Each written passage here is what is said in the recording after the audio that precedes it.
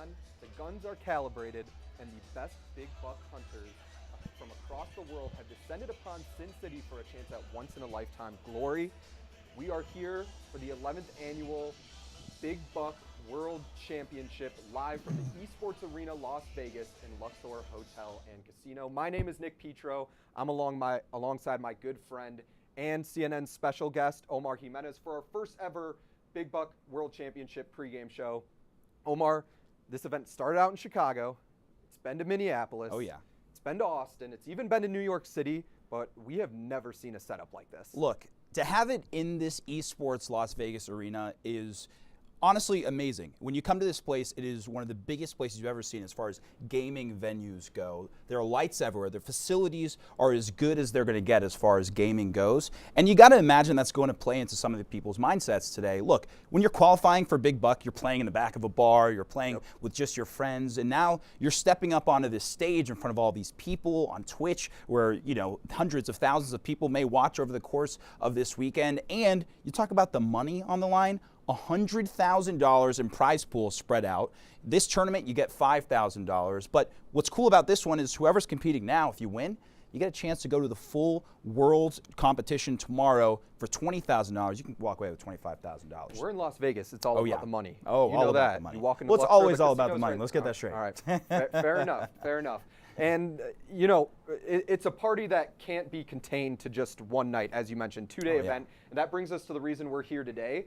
We are here for the 8th annual edition of the Ladies Tourney, where 32 of the fiercest female huntresses in the world have descended upon the esports arena here for their chance to hoist the most unique sports trophy in all of the world. So I think it is the Jugs of Destiny. That's right. I mean, you really don't see it anywhere else. And I know even as someone who's followed the sport for a while, I'll say sport, it really is super unique. And I mentioned a little bit about how it's going to break down. You know, you got $5,000 in prize pool money tonight. And if you do come on top of the ladies tournament, you can move on to the World Championship if you've also qualified for that, I should say, on both sides, male and female. And then you get $20,000 more if you come out on top in that one. So lots of chances for money. And when you talk about the people being involved on this, there was a new improved qualifying process that we saw this year.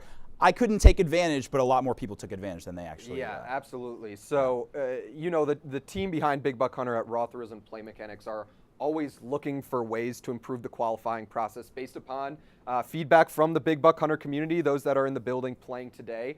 And one of the things they did this year, which I love, is that previously when ladies would qualify for the World Championship and they wanted to also be in the ladies tourney, they'd have to post 2 different hunting scores in 2 different qualifying competitions. This year, all they had to do was qualify through the World Championship, and their scores were automatically translated to the ladies tourney too. And that's ended up with, I believe it's the most all-time, but 11 ladies are both in the World Championship tomorrow and the ladies tourney today. Oh, yeah. And, you know, when you talk about the road getting here, you know, it's not easy. But when you talk about that qualification process for anybody watching out there, and even for myself, knowing that I'm going to try and do this next year. I try every year, but, you know, I'm not that great. But when you talk about actually going to some of these machines, you know, you're playing at Big Buck HD machines, you know, at your bar or arcade, and you know that there are official ones that can get you to qualifying because you can play on pro mode. And so you play on pro mode. You can even win some money along the way during that qualification process. I think we have the number here. $22,000 awarded throughout just the qualification process.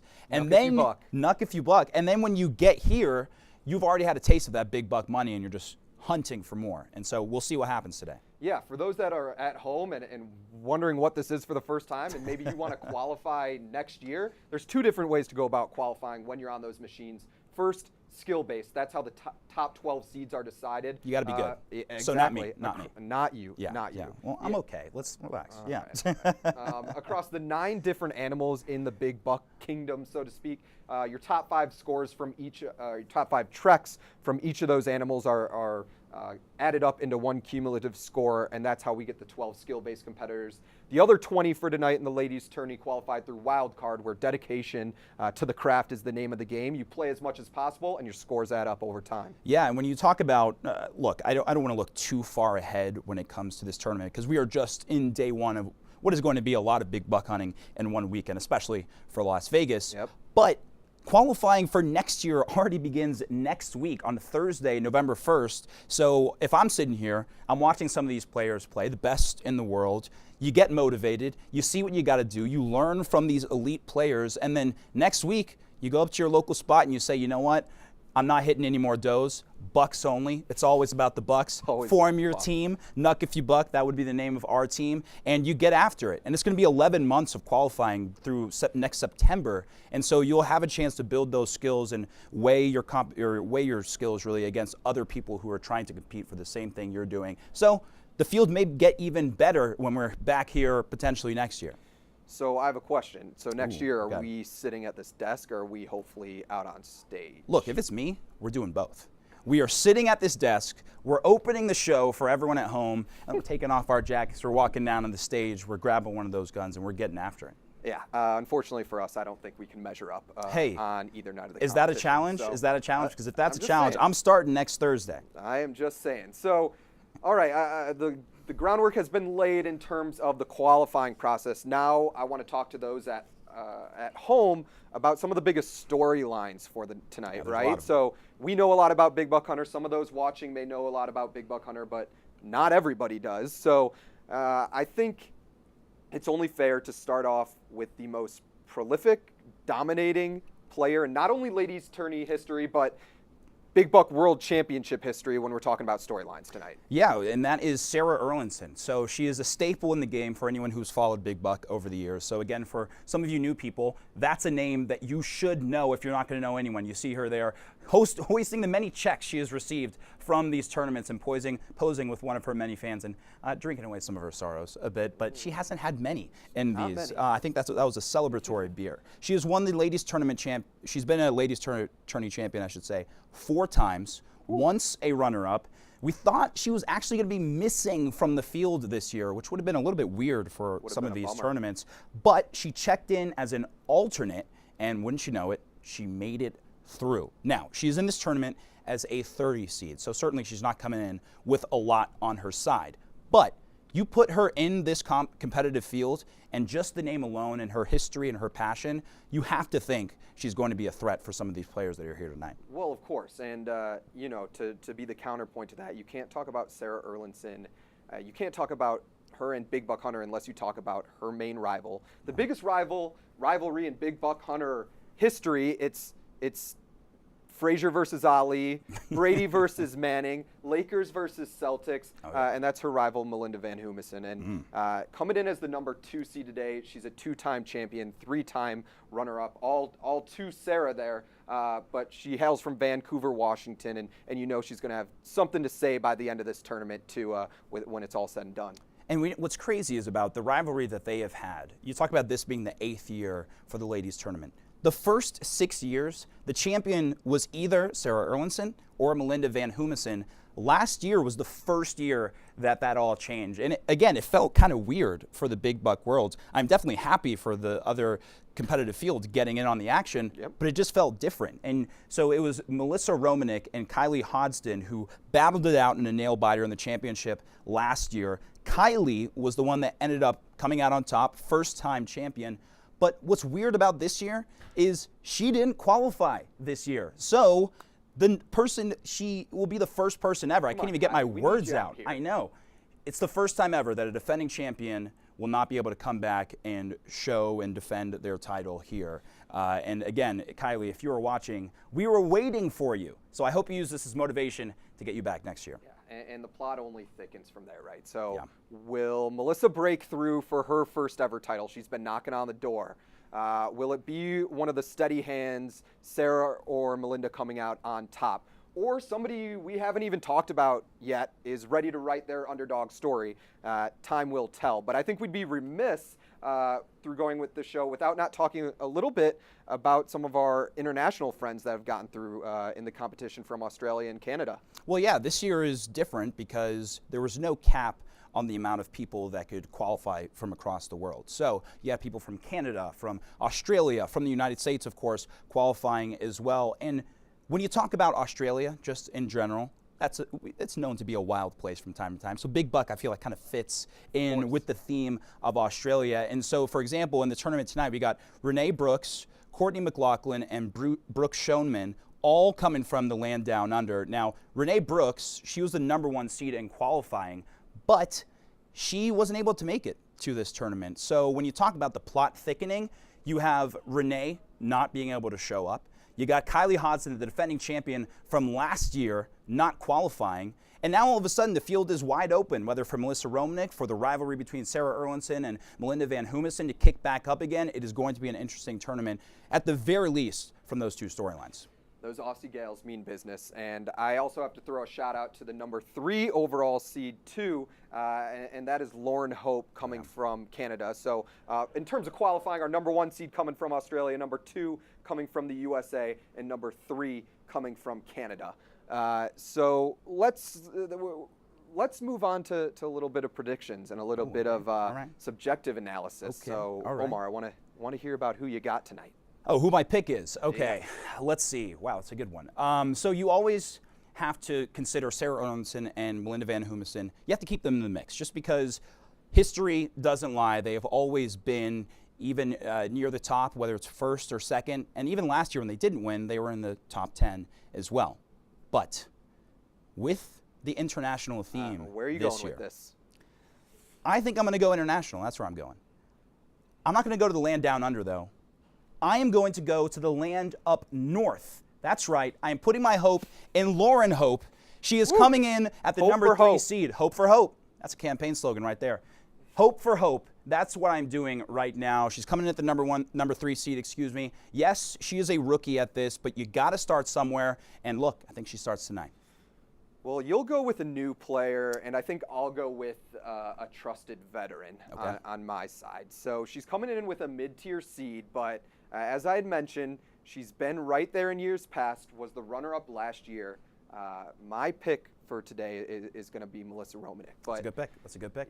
You know, our guest is as good as yours at home, you know, and that's what's so great about this event in general. And with that being said, the show is about to begin. So buckle up, Big Buck Nation. At home, we want to hear your thoughts. We want to hear your picks. Remember to go to any social media outlet of your choice. Use hashtag BigBuckWC. So that's a wrap from our first ever post-game show, or pre-game show, I should say. My name is Nick Petro. And I'm Omar Jimenez. And we will be back with the first ever post-game show right after the award ceremony. Let's kick it to Callum, Alex, and Jen.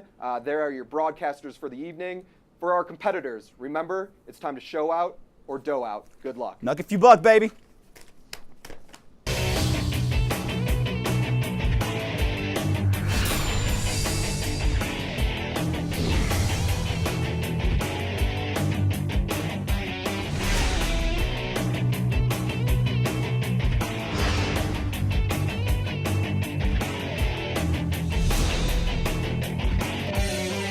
Ladies and gentlemen, welcome to the 2018 Big Buck World Championship Weekend. I'm Callum Fletcher, joined on the desk by the one and only 2010 World Champion himself, Alex Duro. Alex, how are you? Hey, Callum. I'm damn good tonight. Thrilled to be here. A little different being behind the desk as opposed to a green plastic rifle. But, yeah, thrilled to be here. Excited to see what happens this weekend for the Buck Hunter World Championships. And tonight for the ladies tournament specifically. And we are incredibly excited to have your expertise here on the desk. And, of course, for those of you who tuned in last year, you might recognize Jen. She'll be handling all player interviews throughout the weekend. Jen, how's it going? It's going great. I'm so excited for this event. This is my second year, and, man, it's a party. I wish you guys were here. And today is the ladies tournament, and I'm so excited to see who might take that crown this year. That's right. And if you guys are in the area, of course, we are in the gorgeous esports arena inside the Luxor Hotel in fabulous, fabulous Las Vegas. But, guys, I cannot tell you enough about this venue. We're going to send it down to the stage here for the live intro show.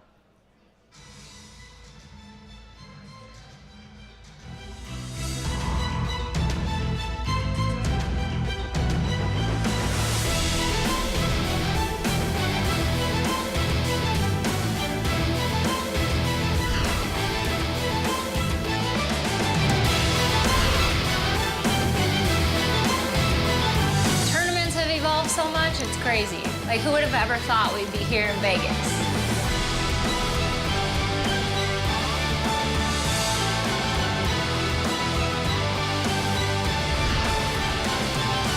The ladies tournament was just above and beyond anything that it's ever been in the past.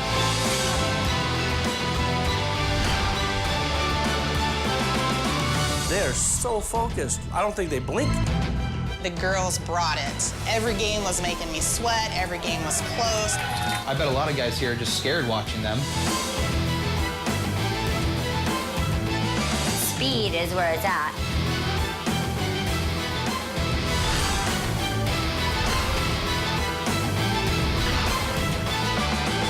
The skill here is unbelievable. It feels amazing to be here in Vegas. I love it. Wouldn't want it to be anywhere else.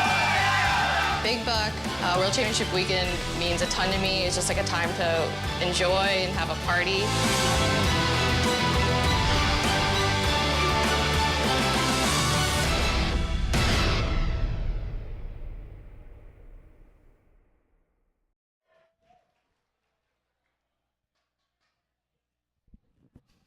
That's awesome.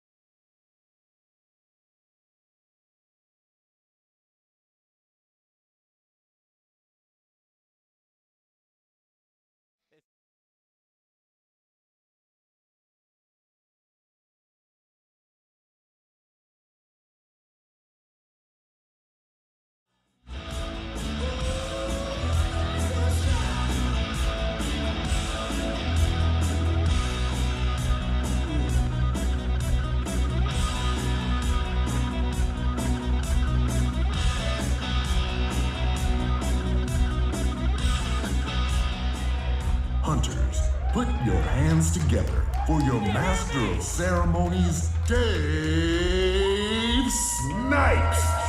What is up? Can you hear me? Is this on? Here we go. How the hell are you doing? Woo! Fucking it. Whoops. I'm not supposed to be cussing. It's the first word out of my mouth. Sorry, George. Here we are, the ladies' tourney.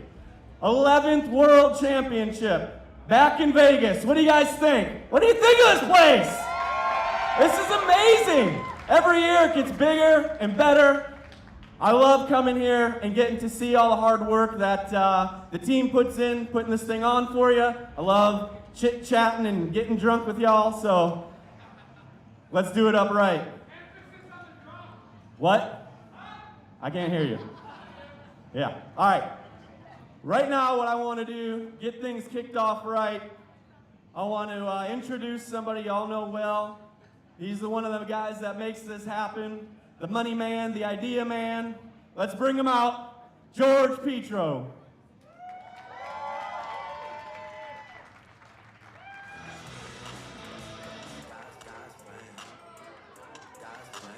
Look at that swag.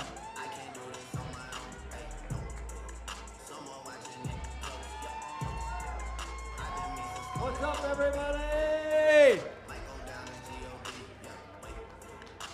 What's up, buddy? How's it going, Dave? Good to see you. Looking good. Good to see you once a year. Jacket. After all, it's a cocktail party, right?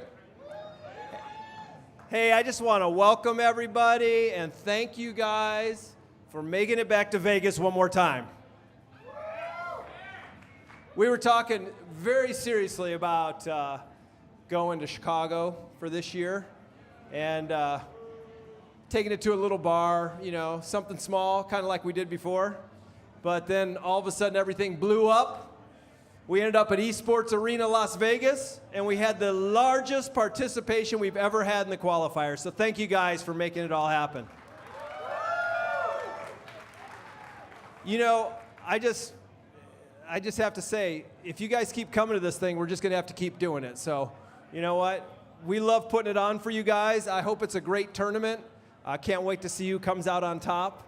And, you know, just have fun playing the game and have fun.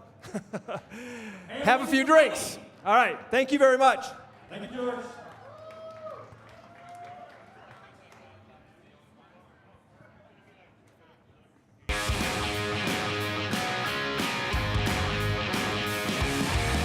I'm Kylie Hodgson. I'm the 2017 Ladies Tournament Champion. I've been competing in Big Buck Hunter in the World Championships for about 5 years. I'm on an adrenaline mountain right now. Comparing speed or accuracy, that's really, really tough because you can be as the fastest one up there, but if you're shooting all around the buck, then it doesn't really matter.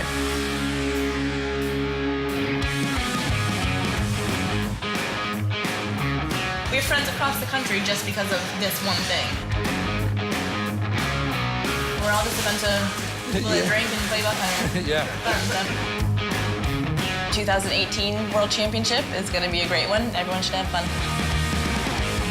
Hey guys, Kylie here. I unfortunately couldn't make it to the championship this year to defend the title. I miss all of you. I hope you're all doing great. Good luck to everybody. May the best buck hunter win.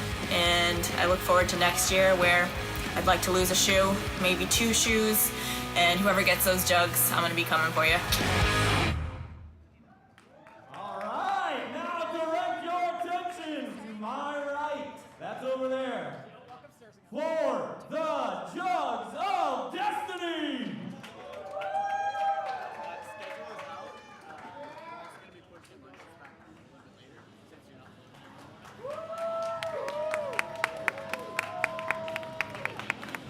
This is what you're playing for, ladies. Jugs of Destiny, $5,000.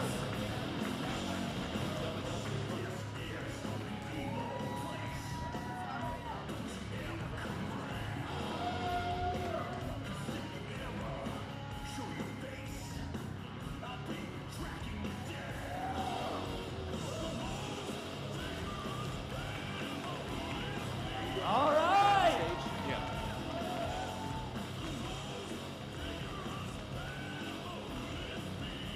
You guys ready to start playing? Yeah? All right. Let's get the game wardens. Please welcome our game wardens. Oh, wait. Nope. We forgot somebody very important. We forgot somebody very important. Before the game wardens come out, this man, this little boy, child, boy, took over for me when I left Play Mechanics, and he's doing such a hell of a job keeping this thing going. He's doing it right. I want to get him out here, say a few words. Mike Colesworthy. Come on. Come on down, Mike.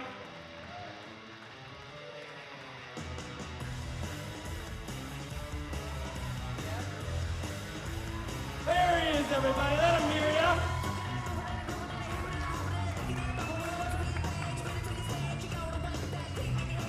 Hello again, everybody! You know, it occurred to me earlier, I said... I'm sorry I forgot you. Yeah, that's all right. I'm It's all right. sorry I forgot you.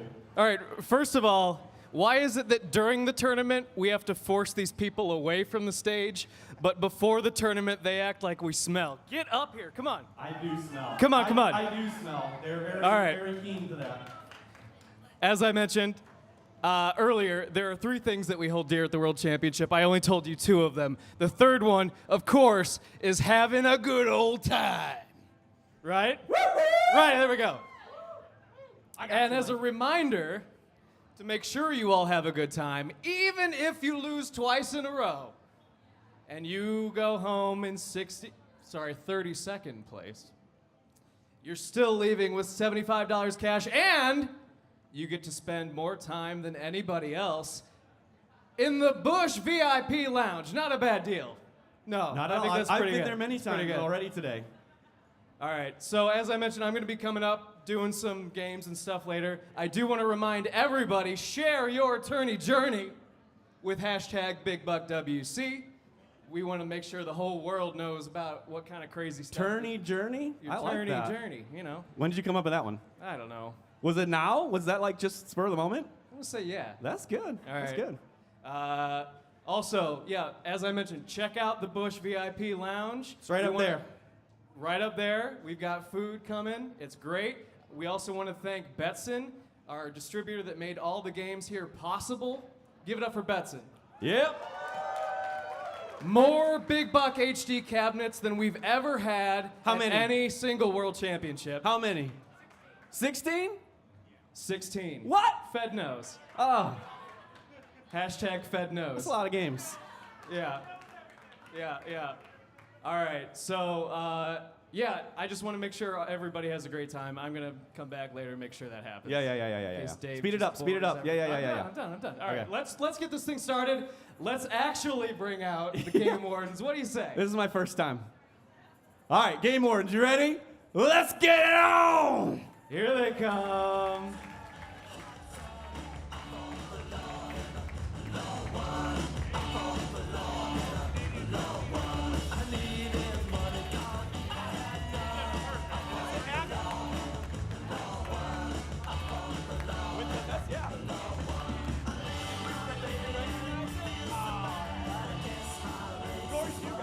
All right. Dave, it's all yours, buddy. All right. As you can see, we have names on the screen. If your name is on the screen, welcome to the stage. We're going to get this thing going. Who's ready to play some Bacata? All right, here we go. Round 1 underway. Let's go. Find your name, read your name, walk up the stairs. Just a little admin note to everybody on the stage. The center stairs are the only stairs to use. There are no stairs over here. Please don't fall off the stage.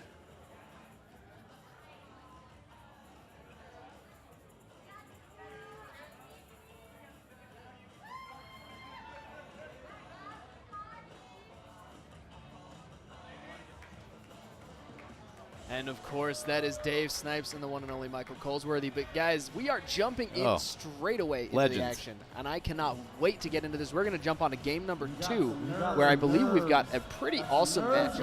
Melissa Romanek. Now, Melissa's one of my favorites to win this entire event. Ooh. She's placed 3rd in 2016. She came in hot last year. She got second in 2017. Yep. Losing to Kylie. Kylie's gone. Kylie's Yeah. not here. This could be Melissa's year. Yeah, and that Callum is not a bold take at all because recently we've had, well, as of last year, we had a new ladies world champion. That's right. Could see it happen again. And so This we could could be a see it brand new happen one again.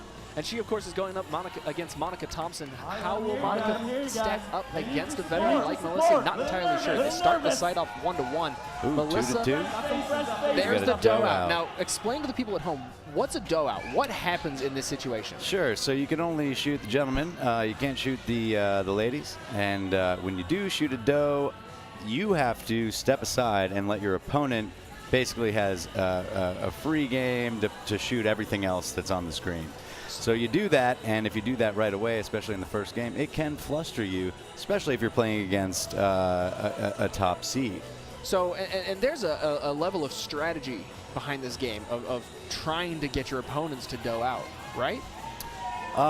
Let's see. I think you are just trying not to dough out. Okay, sure. And you are trying to kill as many animals as possible before your opponent does. So I think you're focused on your shooting and your game before you're worried about trying to get your opponent to do anything. Sure. Sure, and that makes perfect sense. Melissa starts out site number 2 strong, picking up Very 3 strong. in the first critters. Monica not able to pick anything up yet. Make that 5. That's a and clean that's out. A clean sweep for Melissa. Now, this is what we're talking about. 4,600 points going into Melissa's pocket. This is not something Monica's going to be easily coming back from.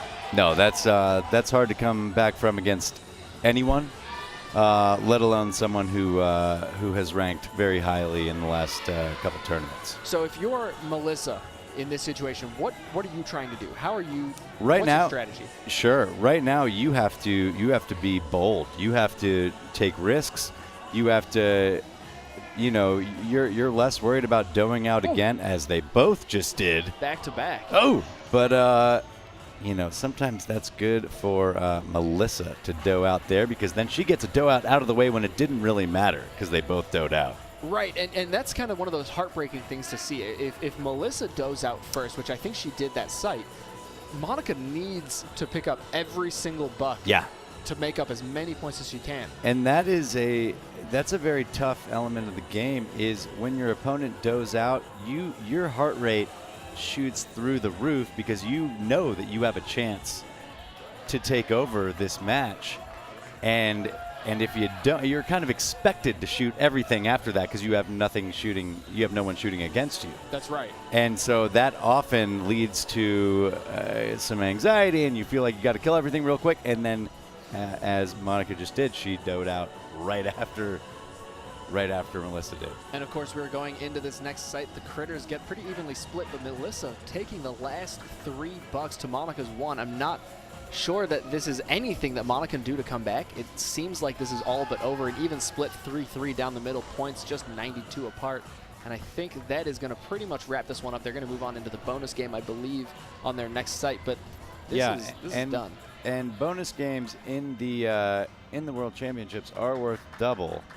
So there sometimes is more of a chance than normal to come back, but in this case, I think the score is already doubled. It'd be a miracle. Yeah, exactly. If you're going to come back in a close game, it's going to be from the bonus game. This is, of course, the Super Papio bonus, which is a brand new addition to the Big Buck Hunter lineup. Super Papio brothers. That's right. But Melissa, dominating even here, and she doesn't need to pick up any more points, but that's going to see Melissa moving on to the next round. And that's an interesting thing about the World Championships is you do have, that was a 16 seed against a 17 seed, very close on paper, didn't really show up in the actual game.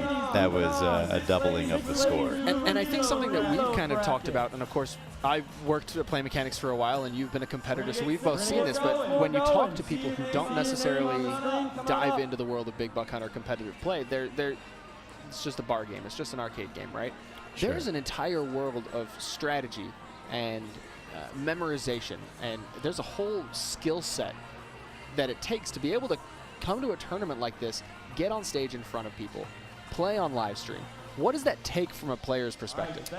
Sure. I mean, you have a lot of different elements to the game. You have, I mean, you could be qualifying for the World Championships at home, at your bar, in your town, in Minnesota or New York or Texas or Regina, Saskatchewan, and you're qualifying. It's possibly by yourself, or it's possibly with other people from your hunting party.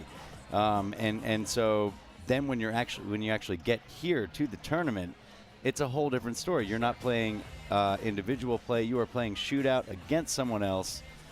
Totally different game than the individual play. So it depends. If you have other shooters in your hunting party that you're playing shootout against at home, you're going to be much better prepared than somebody who maybe is just playing against a friend who's maybe not qualifying. And I think that's why we see such strong regions. Of course, when you talk about Big Buck community and the competitive community, you have Minneapolis, you have the Texans, you have the New York crowd, you have the San Francisco New York crowd far superior to all the rest. That sounds biased. Goes without saying. But there is an element of being able to practice against good players. Of course, the Portland crowd has Rogelio. Minnesota has Chris Freem. They have Melissa, or they did have Melissa. You look at New York, and I mean, you guys have Andy Lynn, you have Julia, you have Alexis, well, you did have Julia, you have Jacqueline, you have Sean, and then the San Francisco crowd, of course, you got Moskowitz, and it's, you consistently see these kind of community bases always performing well in the World Championship and the ladies tourney. Yeah. I love it. Now we're going to head on into our second game. I believe we have Sarah and Beth over on Buck game number 1. We're going to jump on board with them, see how this one goes. Now, guys, we've talked a little bit about the strategy. We've talked about not necessarily playing in your home bar, first playing on stage, but what does it feel like to be a player on stage with the lights, the atmosphere, the noise? Does that take a toll? It is intensity in 10 cities, Callum. It's like no kind of pressure I've ever experienced in my life other than on the stage at the Buck Hunter World Championships. I mean, you could be, I mean, there were times, early on where I was, I don't know, a 1 seed or a 2 seed playing against a 63 seed, and you're shaking on stage, literally shaking. Your heart is palpitating. It's very intense. you know, you get people playing to your left, to your right. You may or may not know who your competitor is, and it's really intense no matter what. Every time you're up there, you're up against it. You're up against yourself, and you're up against somebody else shooting for the same bucks. And this is an exciting round that we're jumping on board with between Beth and Sarah, simply because Sarah's best placing is 20th, and that was in 2015. So we're looking at 3 years ago. Okay. Whereas Beth, her competitor, has never competed at a world championship or a ladies tourney before. So it's not necessarily a super high skill veteran player who's been around for a very long time against a new face. This is a fairly even match that could go either way. Beth obviously doesn't have that experience that Sarah does. Right. But at the same time, she might be coming out gunning for it. Now we're jumping into Super Papio bonus, and it is incredibly close. It looks like only a few hundred points separate these two. Beth running away with it 10-3 to start out. And just what a sexy bonus round anyway. It is absolutely. It looks clean. It That's looks good entertaining. looking. It looks fun, making obvious fun out of the Super Mario games of past. But 27, make that 30-19. Beth finishes that out. Is that going to be enough to send her through to the next round? We're going to find out in just a second. This is a close one. Handshakes going across. They might have been able to do the math already. I certainly cannot, but it That was a close one. It does look like Beth moves on just by 1,000 points. That could have gone either way. One of those two. So that's a new player that just took down somebody who's been in the tournament a couple times. That's right. Sarah's going to find herself battling from the losers bracket. Now this losers bracket this couldn't be a worse year to start out in the losers bracket. My understanding, Sarah Erlinson is going to be coming in a low seed, which means who? Sarah Erlinson. Oh. So there's going to be some very, very, very good competition finding themselves in losers early. To finish out this round on buck number 2, we have Tierney Bryce against Elisa Friedman. Looks again pretty evenly split. We're seeing a little bit favoritism towards the green gun on this side. Is there any preference to which gun people play on for any bonus games? I think that's all mental. There are some bonus rounds where you might, for example, the duck bonus. I think there are certain times in the duck bonus where most of the ducks are coming from the left. And so if you are the green gun and you are positioned to the left, you might have an advantage. Then again, if you're on the right side and you start picking those off first, you get in the green gun competitor's head, and then they might just fall apart because they're supposed to be getting more than you are. So when I play when I play other games at home and I make a mistake in game, it tends to, for me, to set off a pattern of, like, if I make one mistake, then I make 10 mistakes. Sure. You know, it just a domino effect. Yeah. So I kind of stop and go, okay, we're good. You perpetuate your own misery. Does that happen in Big Buck Hunter? If I make one mistake, does it carry over into the rest of the game? Sure. Composure is a huge, maybe the most important factor of playing in this tournament, and especially getting all the way, or at least getting deep into the tournament. If you do mess up, then that causes you to mess up again, and then you get in your own head. That's the one thing you can't do. If you dough out early, and you keep your composure, and you don't let that get you flustered, then that can throw your competitor off. Sure. And then they get flustered because they expect you to be all over the place, kind of trying to overcompensate because you messed up early. Sure. So there's different ways to play it, but that's composure comes into it in that way, and that's a huge part of the game. Now, I do want to take a quick moment, if you will. I did talk a little bit about other games that I played, right? And growing up, I was always a Halo fanatic. That was how I started. I started playing Halo. I did all the competitions, the whole 9 yards. And I'm sure you've seen it by now, but over the last few years, I should say, Play Mechanics and Raw Thrills have been putting out an insane product. It was something that I never thought would happen. It's something that I think a lot of the community have always wanted. Guys, if you haven't seen it yet, you need to head out to your nearest Dave & Buster's. This is absolutely beautiful. This is Halo Fireteam Raven. There's only one game in this reload bracket round since there were 5. So, the two lucky ladies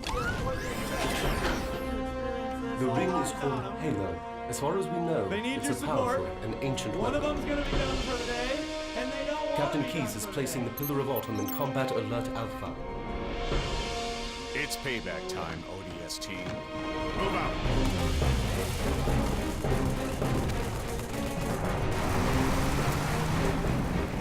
Government forces are moving in on the pillar of water breakers. Let's help push them back, Raven.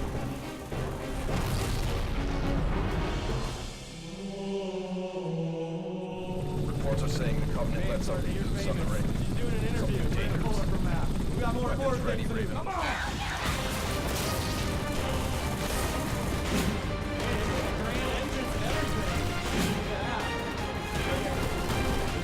Brace yourselves. Going down.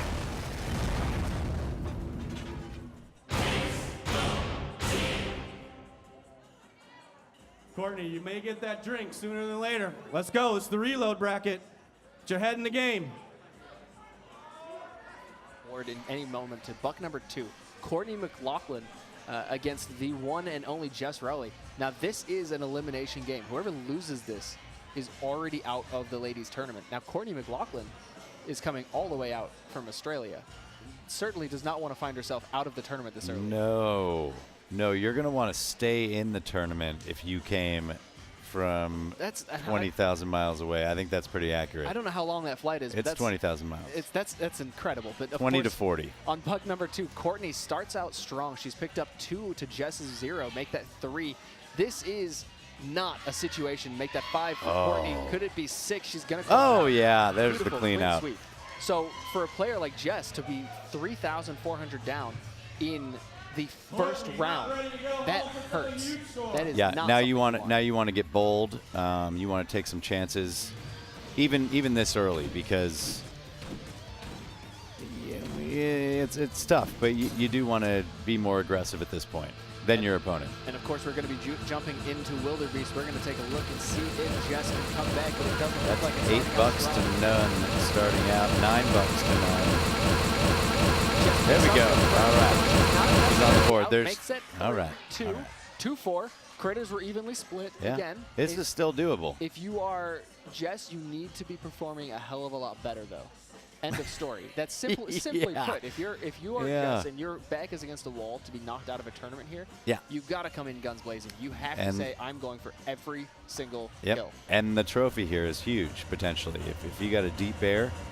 And do me a favor, can you just explain what that trophy is for people at home? What does it mean when they see a dangerous trophy? Sure. So one site out of the 5, you're going to have a dangerous trophy. That's like a bonus animal. If it's, it depends on the animal, but if it's a bear, for example, and it's pretty deep, could be worth an extra 1,500 points. Like that one was probably about 800 points. 400 points. And Courtney. It's all relative. Courtney's sneaking up ahead. She's pretty comfortable. She's pretty dominant in this lead. I don't think Courtney's really stressed out, but I think there's still a little time. If we get an early dough out from Courtney here, then that's two sites and a bonus game that. Yeah. Again, Jess can't make her do that. I'm sure she wishes she could, and that could be game right there. Oh my goodness! That could be game. The absolute worst possible situation for Jess is a dough out, and that's exactly what happens. Courtney's going to get total free range. She's already picked up the first 4. That is an incredibly deep shot. She's going to pick it up. That's game. Just about secures everything Courtney. Yeah, Jess is already drinking her beer, her Busch, I assume, and. That is heartbreaking. But the Aussie stays in, and that's maybe you come that distance and you want it a little more. You never know. I think it's a true testament to the fact that anything can happen in this tournament. Of course, Jess Rowley's highest placing is 17th in 2017, and Courtney's highest placing is 12th in 2015. So it's not like they're miles apart on the board. You can see But they seemed it. But they did seem it. And I think you could see that Jess was going for those riskier plays. She does out on the last side as well, which makes me feel like she was trying to take those risks, trying to get those deep shots, trying to get those shots where the buck is hiding behind a doe, if you will. And that's what you got to do. You can't just try to maintain an even keel at that point. You got to go for it. I mean, absolutely, 100%. You don't just want to lose gracefully. You want to go down swinging. That's right. And we're going into the final bonus game here, King Kong, if you will. Courtney picking up the first 2. There really is nothing that Jess can do at this point. This is 100% Courtney's win. You can always save some face. Oh, absolutely. In the bonus round, you want to want to finish strong, and that means a lot. And your opponent wants you to finish strong too. You know, Courtney doesn't want Jess to put down her gun and just, you know, Be done. Yeah, you want to, and you know, that'll help Courtney for the next round when Jess plays this competitively, or close to that. And that is going to be our first elimination of the tournament. Jess Rowley finds herself out of the tournament overall. But that is A-okay. She's heading out. She's going to go and enjoy the rest of the weekend with her friends. Of course, Courtney celebrating with her friends and family as she moves on into the next round. And now of the Jess reload gets to bracket. party. And now Jess gets to party. That's right. It's a win-win for everyone involved here. She was a woman in the ring, and well, and now she's out of the ring pretty quickly. But you know, she was in there. And you did see Jess's friends kind of comfort her, I believe, just kind of right below us down here. Yep. That can't feel good. And have you ever experienced an early knockout like that? No. No, not that early. Not that early. Okay, no. not that early. But I have experienced some, you know, relatively to where I would like to be in the tournament knockouts, so let me ask and you it's not a good thing, but you know, you respect your competitor, you're happy for them, and it sucks. So let me ask you, what is your most disappointing finish? That, and it doesn't have to be placing. I mean, just what's the match that you lost that hurts the most? I blocked all that out of my memory, so Yeah? I cannot, in good conscience, answer that question. Okay, that's no. fair. My worst was probably unfortunately in New York, my hometown, and yeah, I got knocked out actually by two ladies. Yeah. Yeah. Okay. Who was it? Do you It was Carly Swesda. Okay.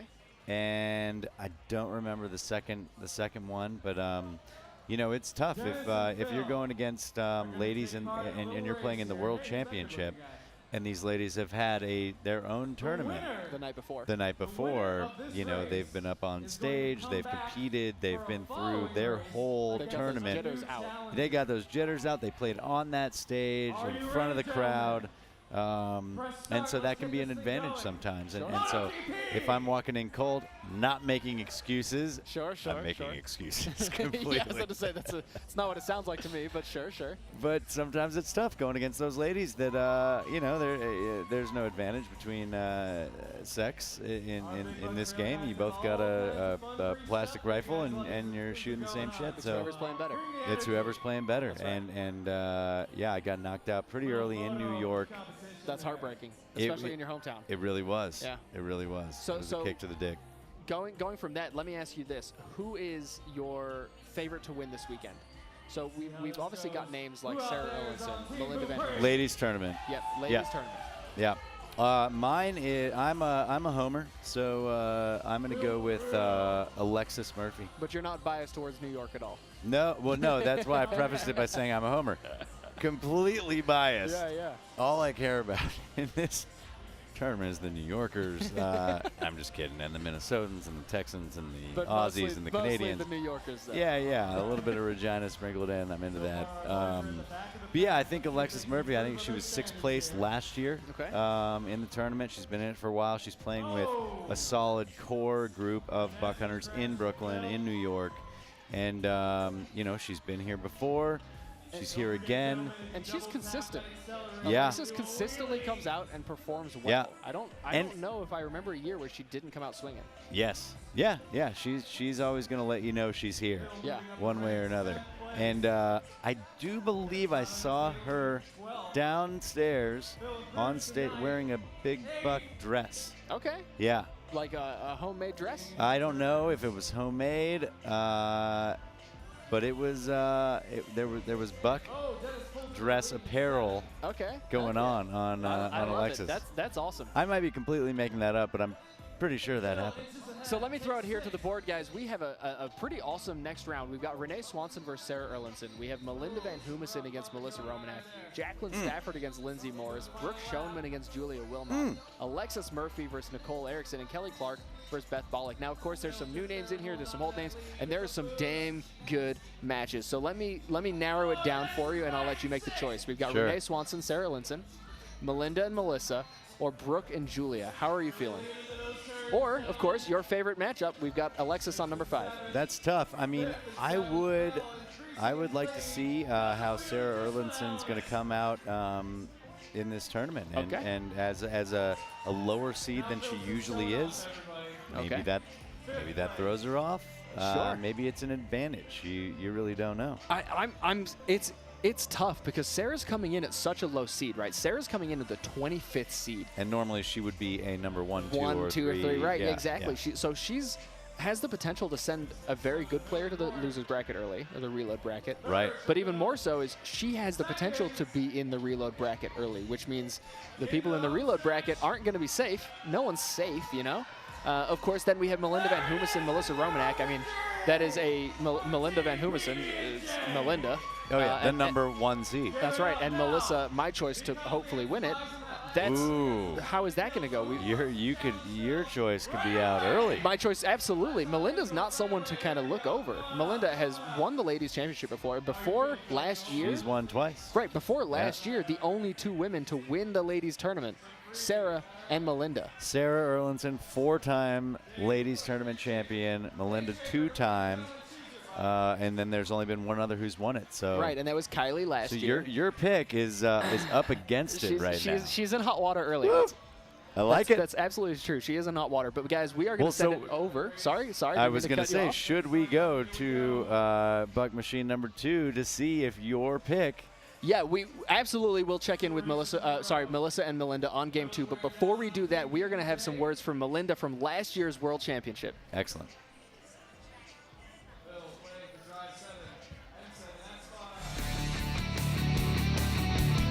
My name is Melinda Van Humison, and I'm the 2013-2016 Ladies Tourney Champ. I've placed in the top 3 6 out of the 7 years that we've had a Ladies World Championships. How I've seen Big Buck Hunter evolve, the competition for the ladies. The first year I came, there was no ladies championships, and then every year it has gotten more fierce. Like last night, halfway through the tournament, I was seeing things I'd never seen before.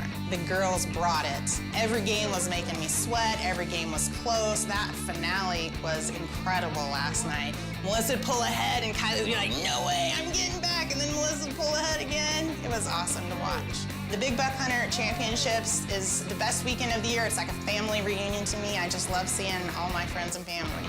2018 Big Buck Hunter World Championships, best weekend of the year. Come out to party. Let's do this.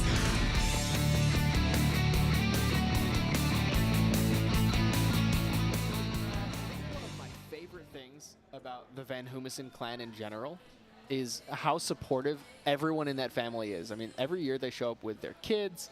Obviously, Scott Van Humison, who's a competitor in the World Championship itself. Oh. And they are rowdy. Oh, yeah. They are banging on the stage. They are excited. Oh, they're there. I remember when I won the World Championship in 2010. I'm going to refer to that a lot, by the way. One of the first people I saw when I turned around was Scott Van Humison, just, like, I'm not going to say a tear in his eye, but he was just genuinely so thrilled for me to win, and they've been here every year, both of them, both competing. Have they ever played against each other? I think they have. I feel and like I'm going to guess Melinda 100%. I would beat say without a Scott's contest, ass. I'm going to go ahead and say Melinda probably stomped Scott. Sorry, but Scott. but Sorry, Scott. I think Scott is one of the most supportive people I've ever met. Yeah. And I think that's okay. I think if he lost to anyone, it doesn't matter who it is. Scott's the kind of person that's going to. Good job. Proud of you. I'm cheering for you for the rest of this event. Yeah, you're getting a hug from him, and you should be hugging him. Like, if you knock him out, he's going to be the one to give you a hug and, wish you luck, and so genuine for the rest of the tournament. And, they're just a beautiful couple, beautiful people. Again, they bring their kids. That's what you want. It is a community. We've been doing this, or I've been doing this since 2008, and that – you become very good friends with these people, and the World Championships become a time when you look forward to seeing your friends again, where you see them once a year because everybody's from all over the place. Hell yeah, and I love it, and I love the community. I love the competitiveness, and speaking of competitiveness, guys, we are now going to hear from Melissa Romanek from last year's World Championship.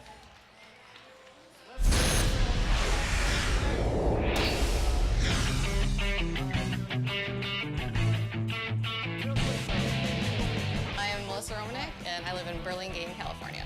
I got second place in the Ladies Championship. Last year in 2016, I came in third place, so this is now my second trophy. Big Buck World Championship weekend means a ton to me. It's just like a time to enjoy and have a party. I have so much anxiety going into the Ladies Championship, so I love just having Saturdays to just cheer everybody else on. My biggest fear coming into the match was Melinda because she is just amazing. I did beat her last year, but I did not expect to beat her again. This year, I had a new training group. I moved from Minnesota to California, so I had a whole different group of people to train with. I invite you to the 2018 Ladies Championship.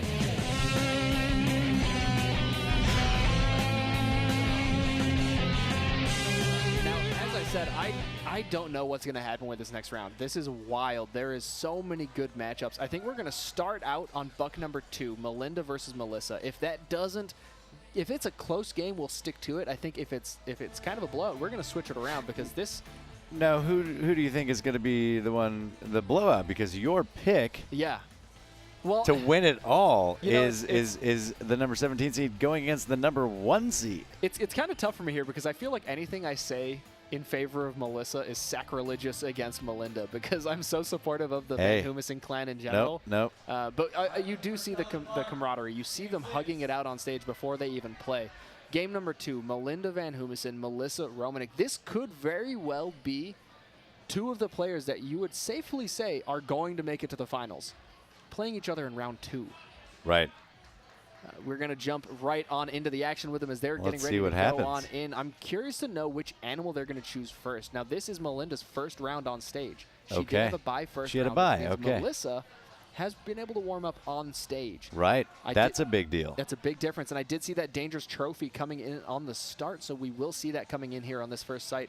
The first shot goes to Melissa, makes that a split 1-1 between Melinda. Critters start to go both ways. Melinda picks up the second. Oh, deep one by keeping Melissa. It even. Now those deep, tell me, what is the relevance of the deep shot? Ooh, doe. Ooh, a doe on the trophy animal, but that. Dangerous? Okay. Dangerous trophy, but pretty close. Yeah, 276 points. Why is that deep shot so many more points? Oh yeah, they're harder to shoot.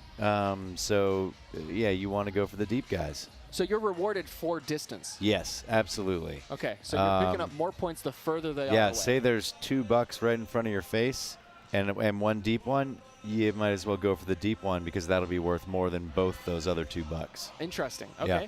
And there we see Melinda picking up that first deep one. Melissa gets the third through the trees. Make that the second through the tree as well.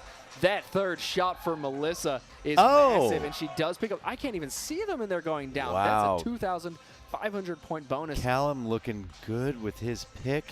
I'm telling you, Lot this of game is Melissa's left. year, and I spoke to her before the event, and she did say she's kind of, I haven't been able to practice as much as I want to, but Melissa comes out, and she's business. She's ready to go. And not that Melinda's not. Not that Melinda's not. Absolutely. I should credit the Van Humisons here. You That see was it a there. deep one. That's a lot of points that first buck's going to pick up. Melissa might be able to squeak out ahead if she is able to pick up the advantage, and she does. She picks up a deep one of her own as well. Wow.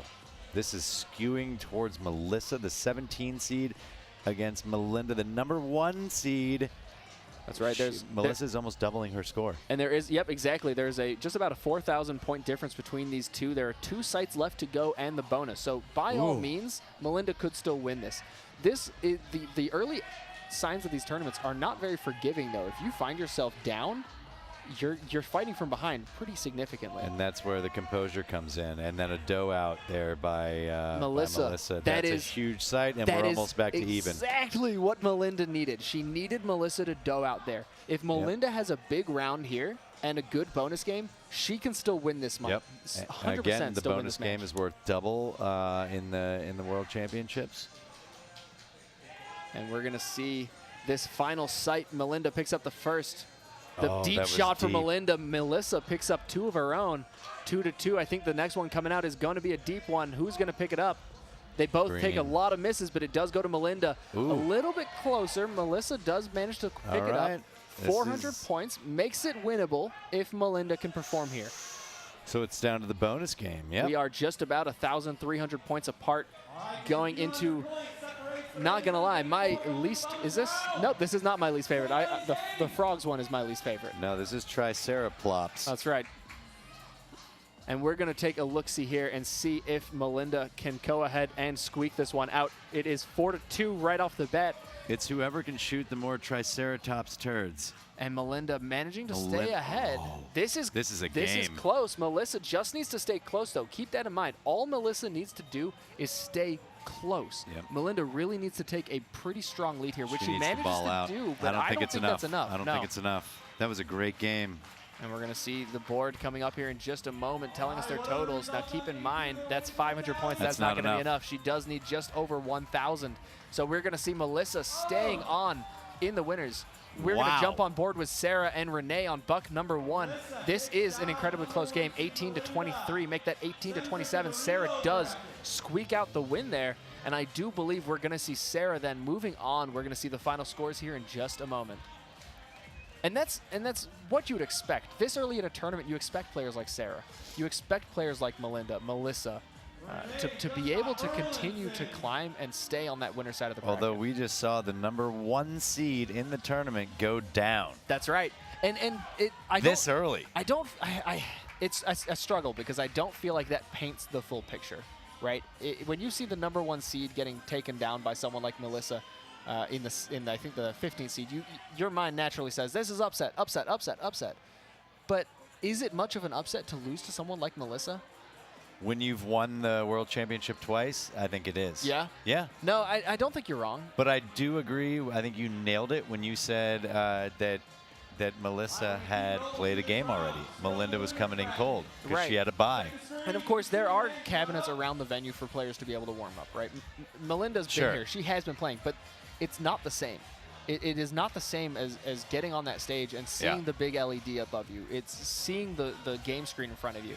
And of course, guys, we are now looking at the recent matches overview. Brooke Showman, now this is interesting, takes down Julia Wilmot, round 2.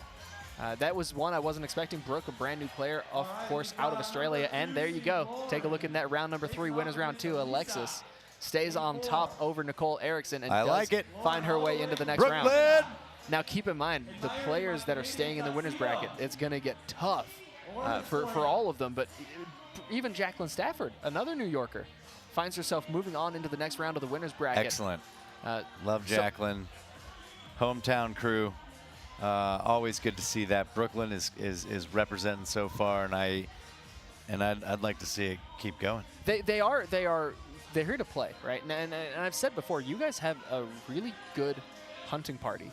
You have a good crew to hunt with out of Brooklyn and New York. Who do you have in your squad? And it has been from the start. I mean, the first World Championships ever was.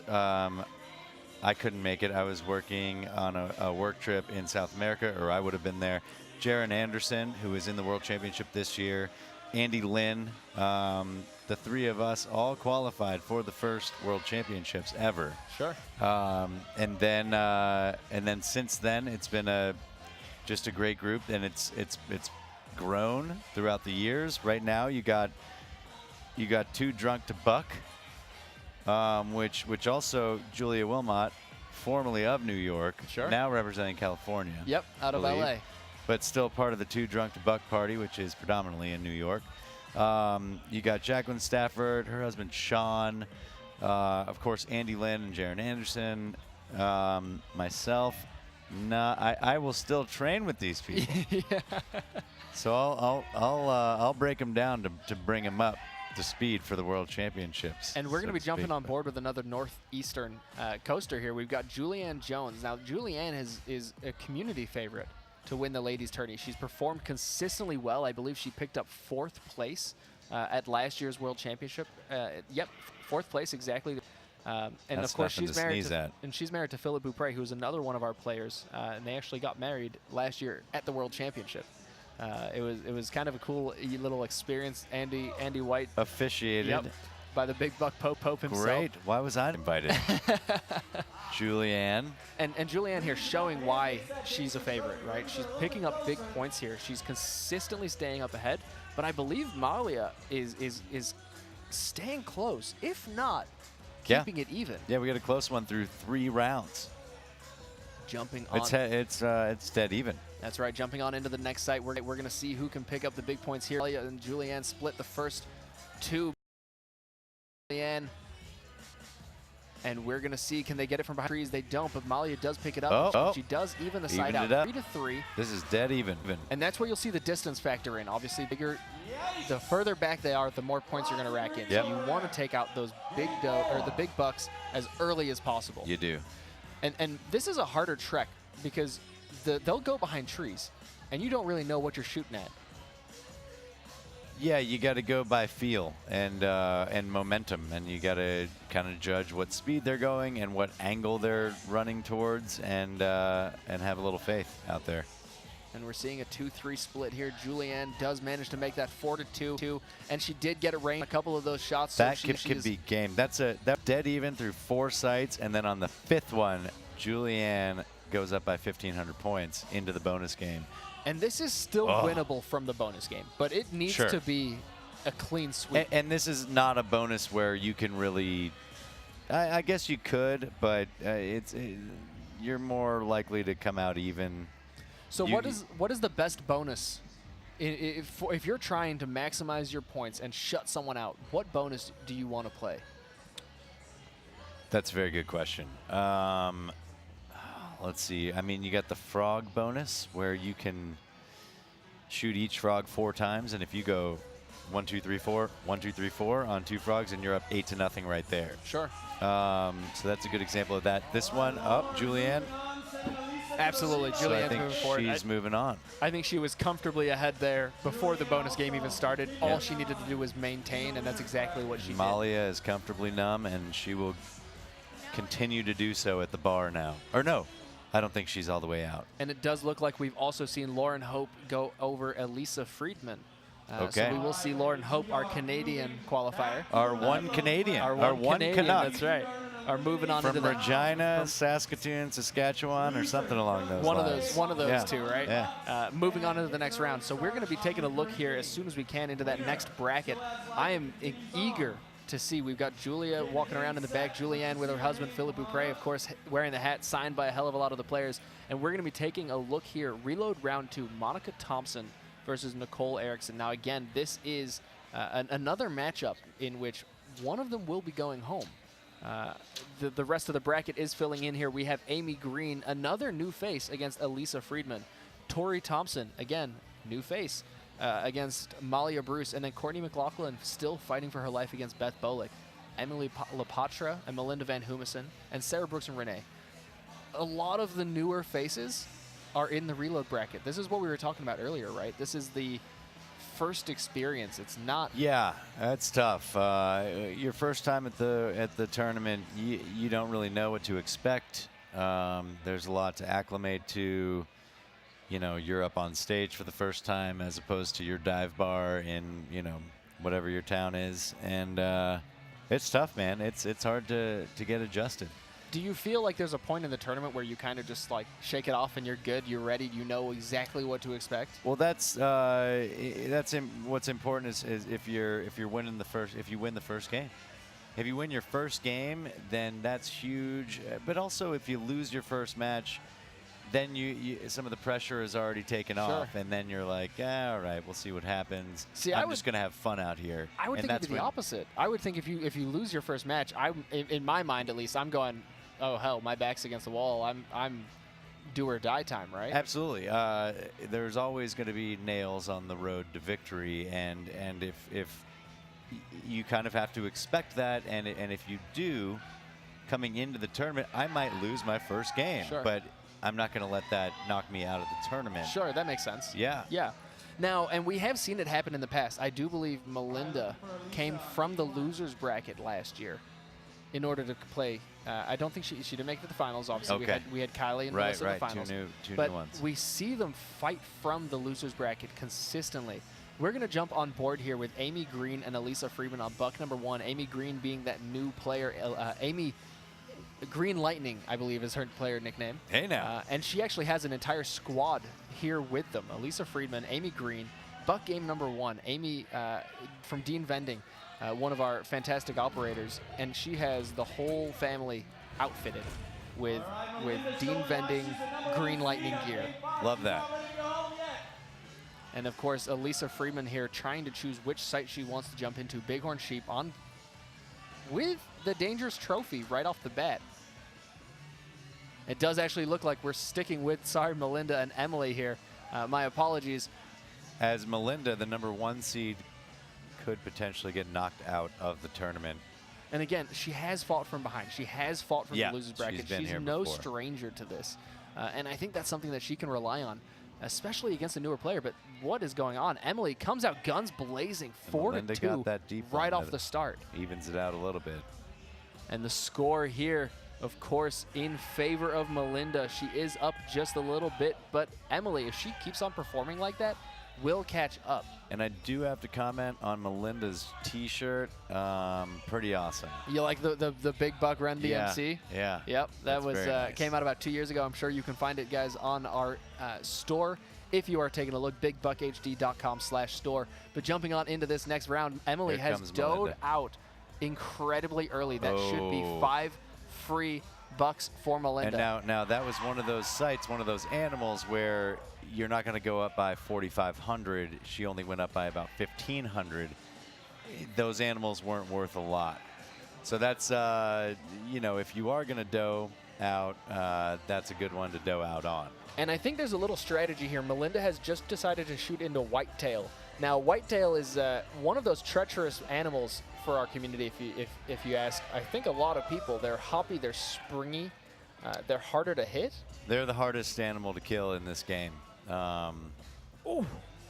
And a dough out of Melinda, which only... But she already had 4 bucks. It only allows Emily to pick up 2, which is really, inconsequential. There's really no benefit to picking those 2 up. Melinda looks very calm and collected. She knows exactly what's going on and what she needs to do to move on to this next round. Yeah, Melinda this is a big game for her. Just needs to maintain. All Yep. she needs to do is maintain. We do see some other matches going on. Courtney McLaughlin is staying strong against Beth Bolick. Malia Bruce is picking up, it looks like, a pretty strong win over Tori Thompson by about 3,000 points. Monica Thompson and Nicole Erickson, it does look like Nicole Erickson is going to be moving on from that round. And then, of course, Elisa Friedman doubles Amy Green points on game number 1. So this whole round has been relatively stomps. Yeah, those are some blowout wins other than the Courtney and Beth game.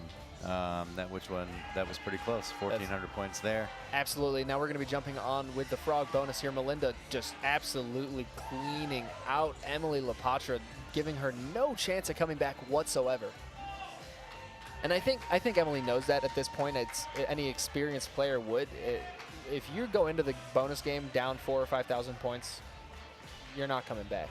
Yeah, you're trying to finish strong. You want to, you don't want to put the gun down. You want to keep at it and do your best showing and go to the bar. That's right. Melinda, of course, giving a big hug to her competitor as she's going to be moving on to the next round. Melinda staying strong in this tournament. Who else do we have on stage right now? It looks like just about all of our matches are wrapping up. Melinda, of course, takes the win over Emily. Sarah Brooks does squeak out a win against Renee Swanson by 800 points. There's Scotty. And, of course, yep, sharply dressed for his cocktail party tonight. Courtney McLaughlin does squeak out against Beth Bolick. We have a few rounds coming up next. And this is Elisa Friedman and the end of Amy Green. Let's take a look and see who picks up the win here. I do believe it's Elisa, which means Amy Green is seeing herself out of the tournament. Heading to the bar. Heading to the bar is right. It does suck. I mean, if you travel all the way to Las Vegas and you're competing for $5,000, to find yourself out in round 2, in round 3, it can't be a good feeling. I mean, I can't tell you what that's like, but it can't. But I mean, I know certain friends, hunting party compatriots that have that's experienced it happened themselves. to. Yeah, and I won't mention any names right now. You know who you are. That's tough. But I mean, that's the beauty about this tournament is that you're amongst friends. It's very competitive, but it's also super fun. And you're boozing, you're having a good time. If you lose, there's worse things that could happen. Obviously that's not what you want. Absolutely, and of but course there is recourse. by way of, you know, partying in Vegas after Yeah, that. exactly. That's exactly what I was going to say. We're in Vegas, right? We're Yeah. in the esports arena inside the Luxor. But if you guys need any more convincing on why you should attend the Big Buck World Championship, whether it's this year or next year, take a look at this. Why should someone attend an event like this in person? There's nothing like it. I mean, this is already a million times different than last year's. It's so much bigger. It's so much better. And it's a lot of fun. I mean, especially a game that you usually play by yourself. It's really cool to be surrounded by people who have the same passion that you do. And video games are like so popular now, and it's really cool to just be playing in this kind of space. I mean, this is dope. Like, this is so cool. I can't believe I'm at an esports arena because there's so many documentaries about it, and now I'm here. It's crazy. You're an esports player now. How does that feel? It feels great, honestly. It feels really awesome. Yeah, it's so cool. I mean, I've been playing video games my whole life, but it's nothing like this. I mean, it's awesome. Well, thank you so much for the interview, Jess. Good luck. Well, more good luck. Good luck staying sober. Yeah. And having a ton of fun. Go behave yourself, and I'll see you on the floor. And we're going to be jumping down onto game number 3 to jump into the action here between Tierney and Julia. Julia, one of the Too Drunk to Buck crew. She is one of your New Yorkers. Hey now. Obviously residing in L.A. now at the moment, but we'll let it slide. I'm incredibly excited to see this. This is a reload bracket match, so Julia against Tierney Bryce, and it does look pretty evenly split. Do you have a favorite going into this one? Yeah, I'm going to go with Julia. Again, I'm a homer. And she showed it right there. She's up by 2 Gs. That's right. She is performing incredibly well at this. Or Make up that by 5 5 now Gs. going into this next round. Julia is consistently one of my favorites to win. She's one of my good friends. But I can't say anything about Tierney. I don't know her. She could show up. She could upset Julia here. She does pick up that first buck, make that 2. Can she make it 3? She does. Julia 4. struggling to pick up anything here. The critter's going in favor of Tierney. It's a clean out. Oh my lord, is this out. the caster's curse? That's $6 for Tierney. Julia picks up a whopping 0 points that round. There's 1 site left. If Tierney has, there's no sites. This is game. bonus. This is where it all comes down to. Tierney needs a big bonus game. A lot of frogs. She needs to shoot a lot of frogs in their bodies. And this is, if you're Julia in this game, you don't need to win big. You just need to pick up enough to make it so that whatever Tierney does here doesn't really matter. Yeah. And that's exactly what they're doing. It looks like that first slide is 6-6 split. Can Julia maintain, if not take the lead here? It does look like they do split that second one again. Tell me the strategy of this one. You're almost going to want to, you're going to want to look ahead. You don't want to shoot the first frog because both of you are going to be going for the first frog. You may or may not get that, and then you might not get the second one, third one, fourth. If you start with the second frog, and you go, the other one is going for the first one, and then she's going to go for the second one, but you've already shot the second one. And so you could strategize in that way and get a leg up on it in that sense. Okay, and Julia does manage to pick up the win. on it. A frog leg up, that's it. We are going to jump over to game number 2 as they finish up their round. Of course, this is the bonus, Rachel Smith versus Lindsay Morris. This one is a little bit of a nail-biter in the bonus game. But it does look like Lindsay is up about 3,000 points, so I don't think this is going to be too much of a contest. Again, she really just needs to cauterize the wound, if you will, right? Just make sure you maintain enough points to move on. Yeah. But this is, of course, the reload round 2, so we will be seeing a player exit the tournament out of that one. I must say, I'm thrilled that Julia finds herself moving on to the next round. I haven't looked at the bracket yet, so I'm not entirely sure who's on, but we do have a small list here of players that have already exited the tournament. Who are we looking at? We got Beth Bollock, Tori Thompson, Amy Green, Tierney Bryce, Monica Thompson, Emily LePatra, Renee Swanson, and Jess Rowley are out. And that's kind of an interesting list because to me, this looks like all new faces that have been knocked eliminated. out. That's right. Yeah, and I mean, that's how it goes. If you know, a lot of the new faces, maybe they don't have the hunting parties that we're used to, that some of the other more seasoned competitors have. That's right, and I think we're actually going to be seeing only maybe 2 players out of our new competitors still move on to that next round. We are looking at Lindsay Morris, who is a brand new player, still in the tournament, coming in with the 22nd seed.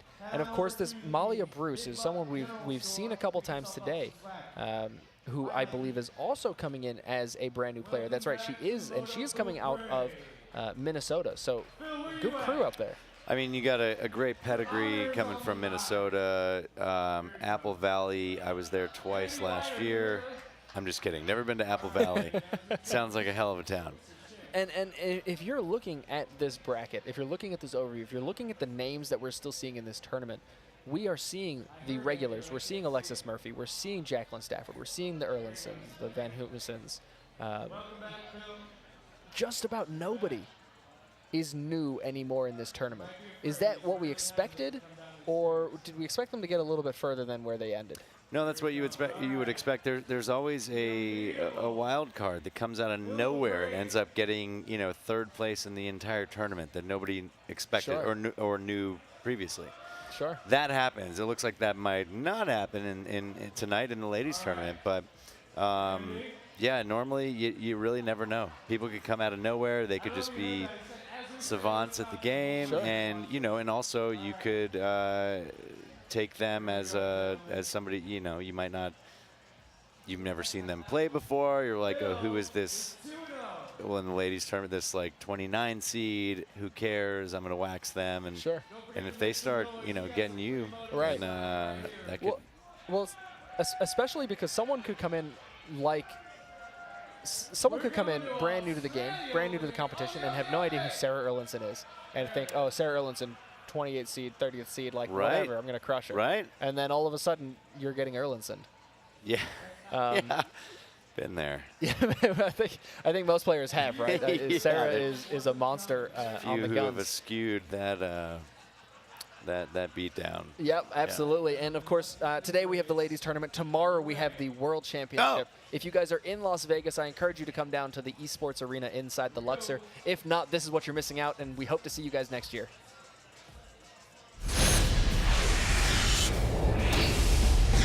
Don't forget to join us again tomorrow at 2 p.m. Pacific Daylight Time as Big Buck Hunter secures its status as the grandpappy of all esports. Watch live on Twitch as 64 of the most dedicated male and female hunters from across the globe take aim at a $20,000 top prize and our highest honor, World Champion. Who will be the one to hoist Pappy's jug on our biggest championship stage to date?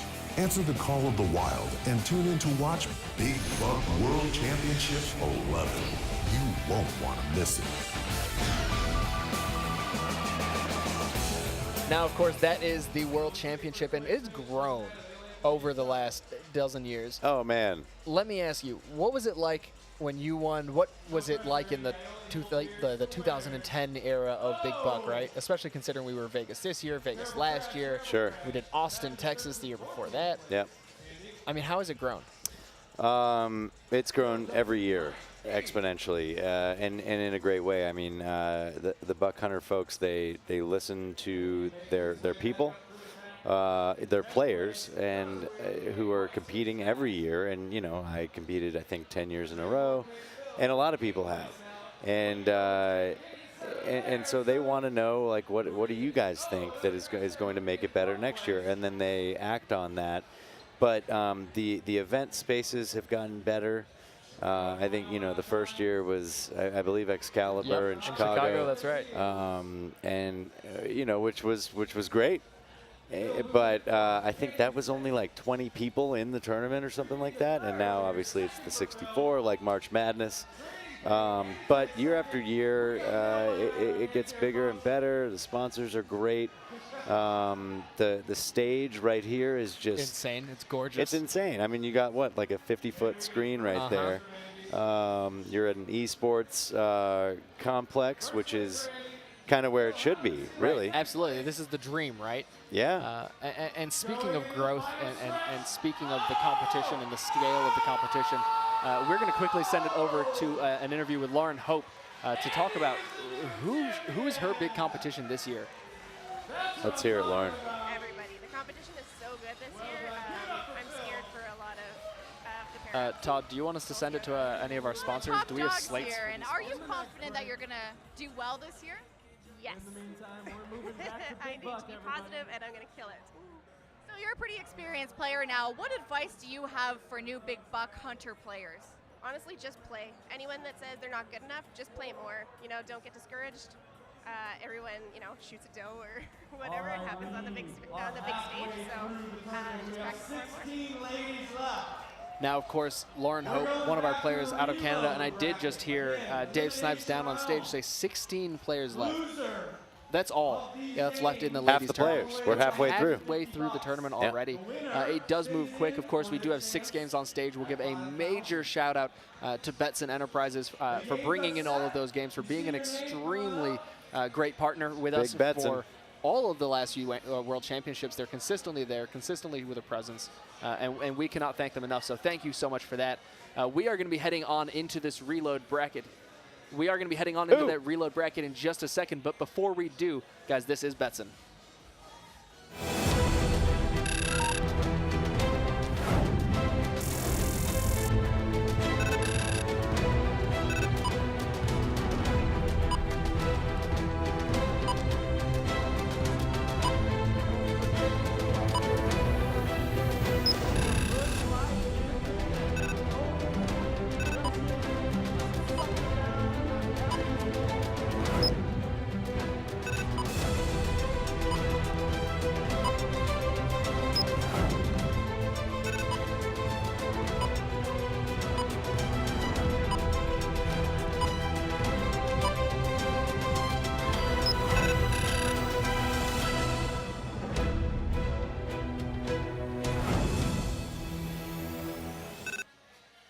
And of course, Betson coming out with hot games, but we are going to be jumping in with hot games of our own, jumping on stage, checking out the competition. We do have Melinda and Sarah, Julia and Lindsay on stage. Do you have a preference? Where do you want to go? Which game do you want to jump onto?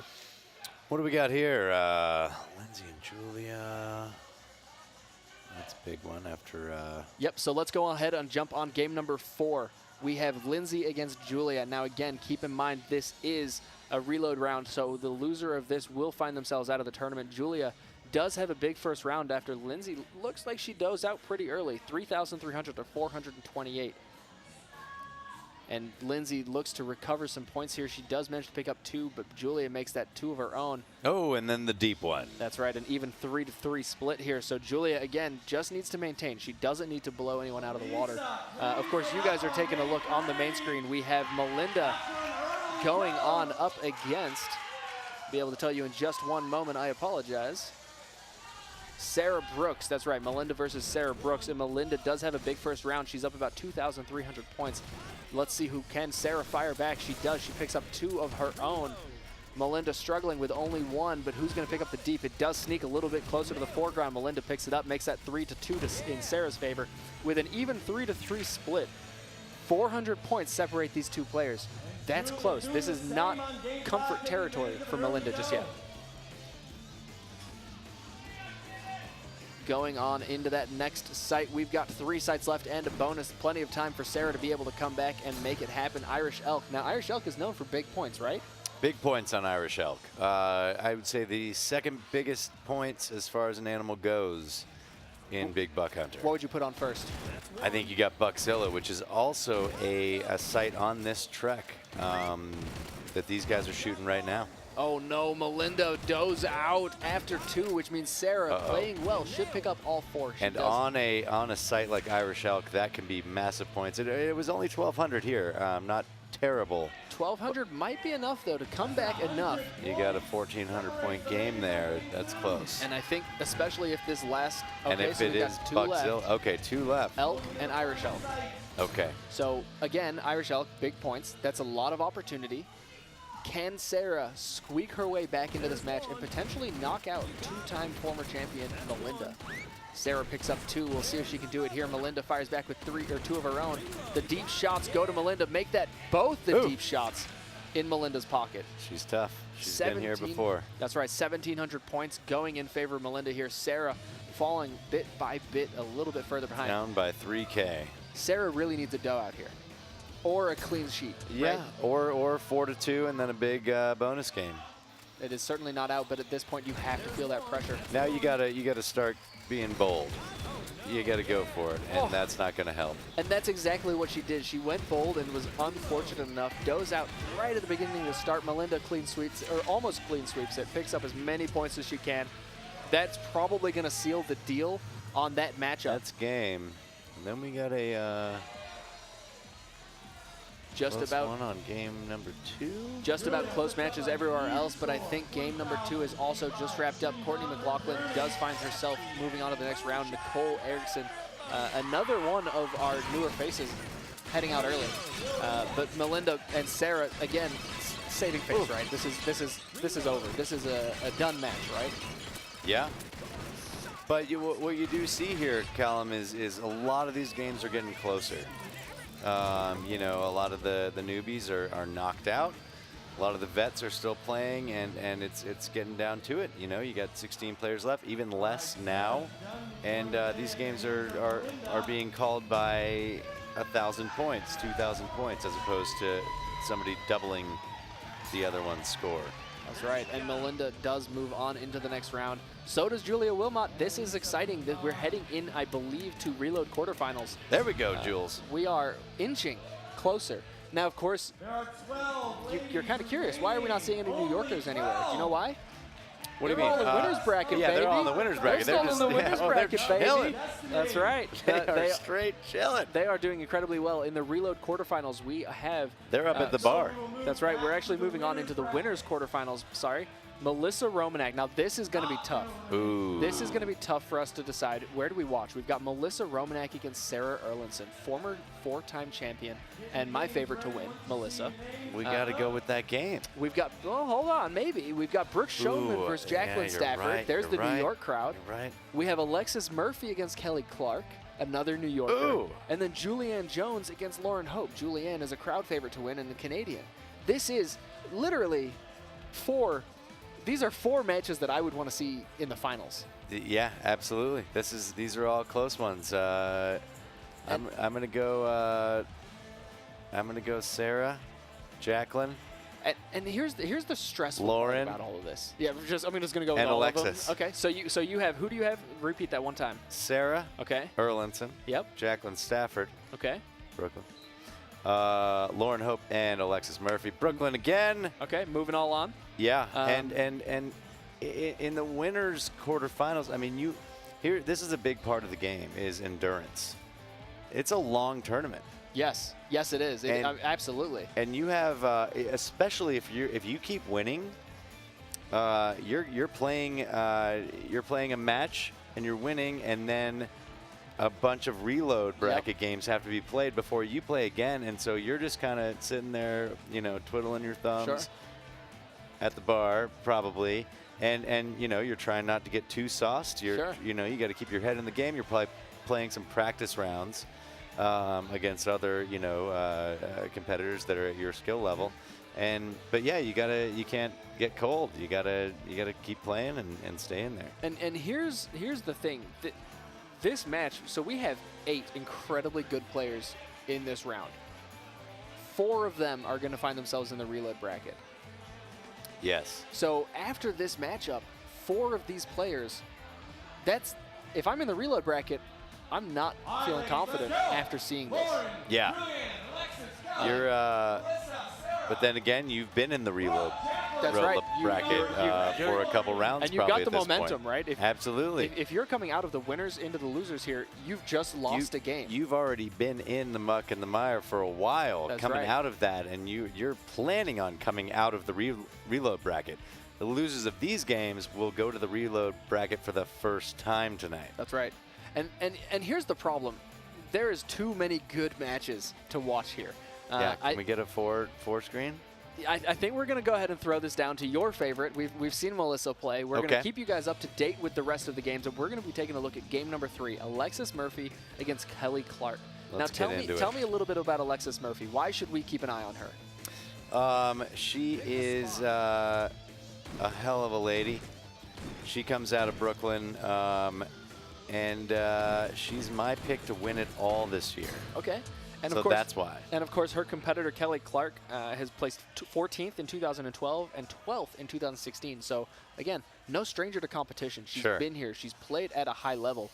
But so is Alexis. So we're going to be jumping right on board with them here. Guys, shoot the bulls, don't shoot the cows. It's simple as that.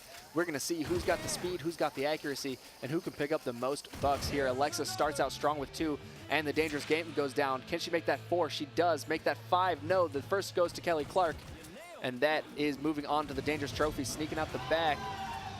And that is also going to go to Kelly Clark. But I'm pretty comfortable if I'm Alexis here. That's a pretty strong round. Yeah, and again, she's wearing a big buck dress, I believe, and there's a lot to say about that. Yeah, no, she's ready, and it's Too Drunk to Buck, her hunting crew, her hunting party out of New York. Alexis finds herself in the driver's seat here, going on into site number 2, picks Bighorn Sheep. Tell me a little bit about Bighorn Sheep. And also Sarah Erlinson does out. Oh, absolutely. On game 3 over there. We'll pay attention to that game here in a little while. And we'll keep you guys updated. Alexis Murphy's playing strong. She is dominating. She really is. She really is. And the scores do not totally tell the tale, if you will, from that first sight. Alexis started out strong, 1-4-2, but the points were not that different because of those distance closes, right? Right. That sight, she wins 5-1 and dominates the points, and that's going to build that lead that she needs. And even if the points are similar and there's not that much of a discrepancy with the score, you at least know that you shot 4 and the other person shot 2. That's right. So it is a momentum builder for you. And Kelly Clark comes out strong here. That one's a little more even. Does evenly split it, but she does pick up 600 points, which gives her the favor there. She does have a hell of a long way to come back against Alexis, going down 3,000 points on that second sight. Didn't help. But Melissa Romanek here, squeaking out a win over Sarah Erlinson so far. It's not over yet. There's a couple sights, but Sarah is struggling to contest Melissa. Now keep in mind, this is the winner's bracket. Whoever loses here is not out. Nope. But getting to the finals through the winners is such a significant adventure. Alexis does out. That is heartbreaking to see. Kelly Clark here is going to get free reign. These meese are worth a lot, and they're deep ones, and that's 6-0. Wow, that's 6 points. That is that might just tie it out. I think that is going to make this a hell of a nail biter. 7,400 for Kelly. 500-point difference. Alexis finds herself for the first time this series behind Kelly with 1 sight to go and 1 bonus.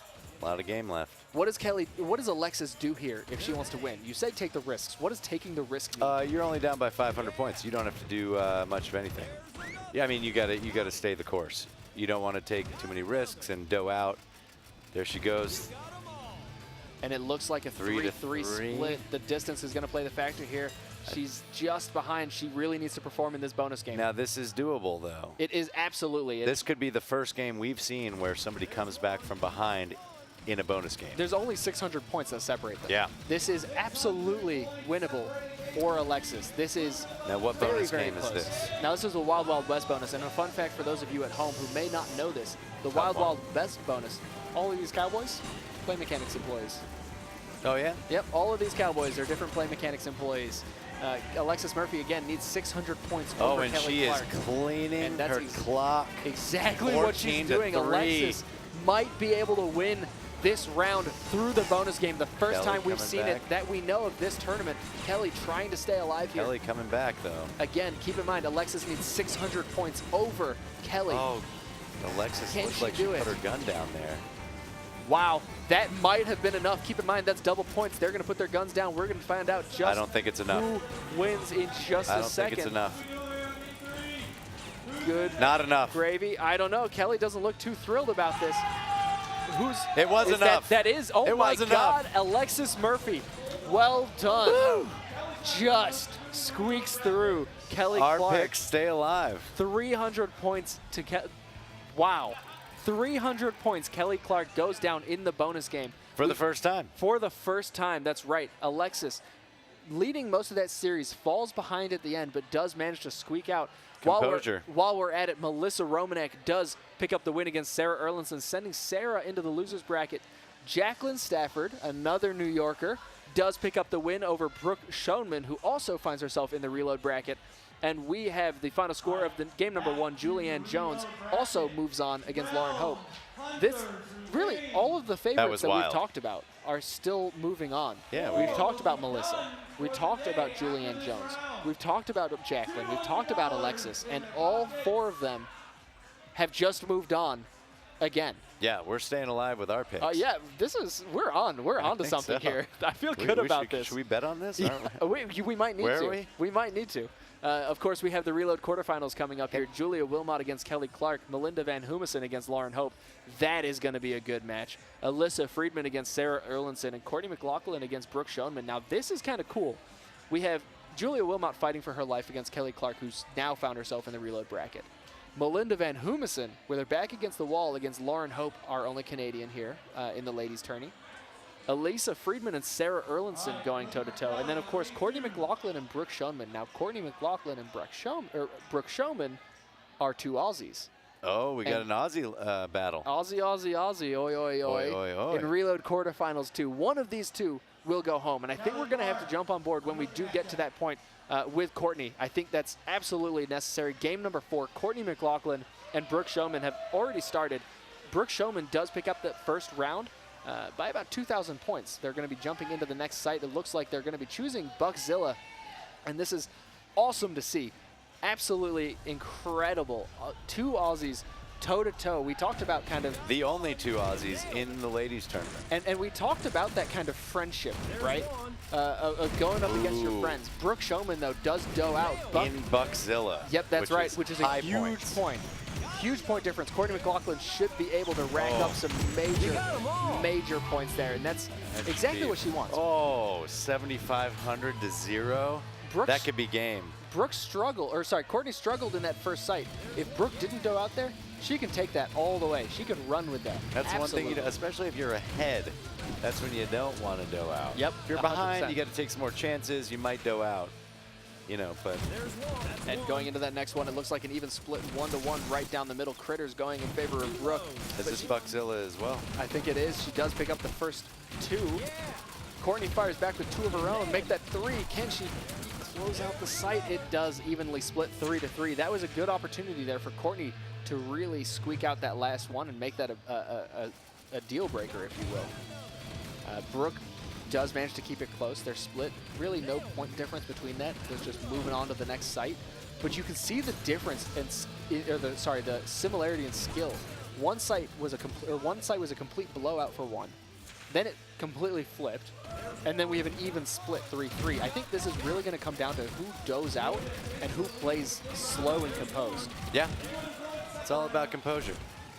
And again, a 3-3 split. And being able to pivot. If you are losing, you need to take more chances. That's right, absolutely. Courtney there staying alive, 6,000 points over Brooke. Pretty confident that she's going to be able to move on, but we're going to see how this plays out. Now, this is the Reload quarterfinals. The loser of this match will find themselves exiting the tournament early. I guess really not that early anymore, is it? No, we're getting deep.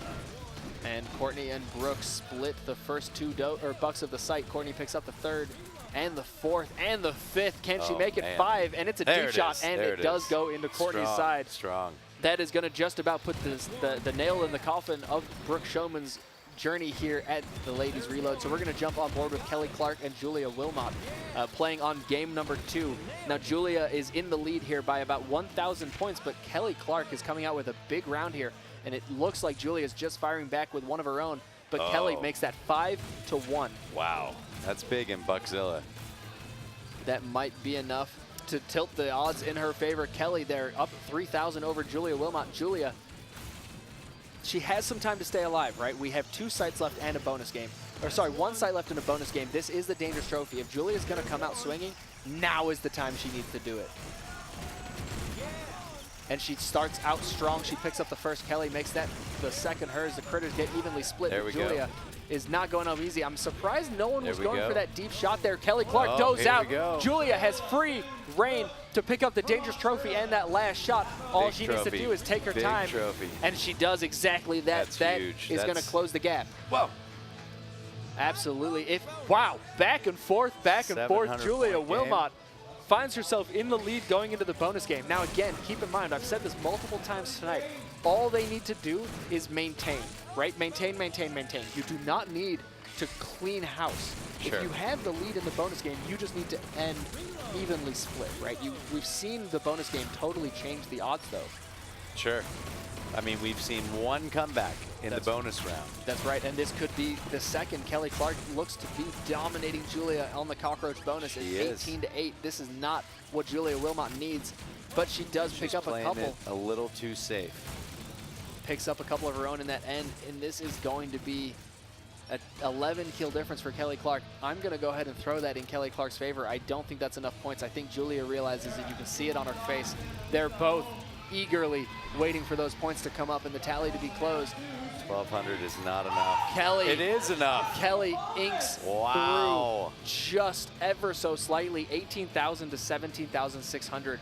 Julia Wilmot has ended her tournament run. Keep it tight in the bonus game, people, especially if you have the lead. I mean, you cannot just rest on your laurels or whatever that And it looks like is. Lauren Hope has just knocked Melinda Van Humesen out of the tournament. Wow. We are seeing huge Melinda upsets. Is out.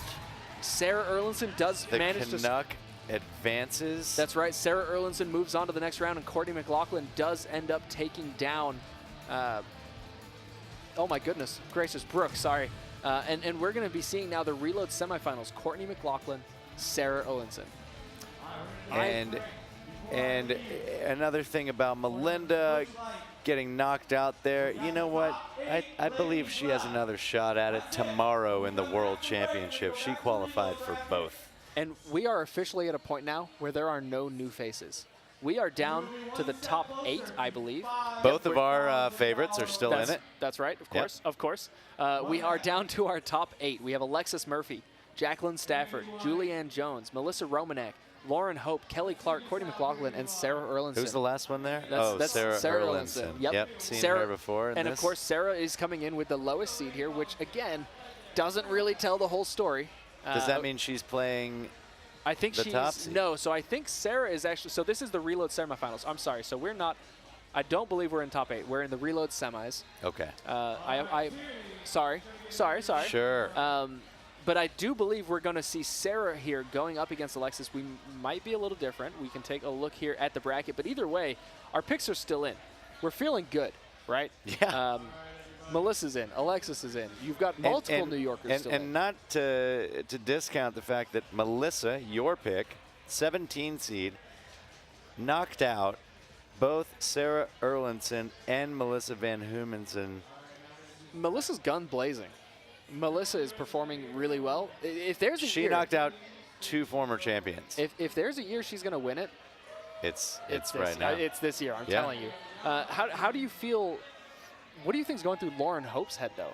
Just took down Melinda Van Humesen. That's no joke. She's representing her whole country. That's right. Yes, absolutely. And she was from the start of the tournament. So that's got to be a factor that's egging her on and keeping her motivated. And I do want to give Lauren some credit here because I think we haven't really talked much about her because Lauren doesn't strike me as one of those players where she's going to come out and she's going to hit hard and she's going to win. But when you think about it, she has a really great team up in Canada to hunt with. Of course, Drew Baldock is here, her hunting partner. Okay. Old Treso. They have a good little core group in Canada, so there's no reason why Lauren wouldn't come out and potentially take this whole thing home with her. Sure, and she's been in it before, right? That's right. Yeah. She's no stranger to competition. Sure. And like we both spoke of earlier, last year we had 2 completely new competitors in the championship game, and we figured that might happen again this year as well. I genuinely hope so. And it's looking like that could be the case. I think it creates awesome storylines, right? It creates that. Everyone was mind blown when Kylie came out and said, I'm not coming back next year. Right. When Kylie said, I want it.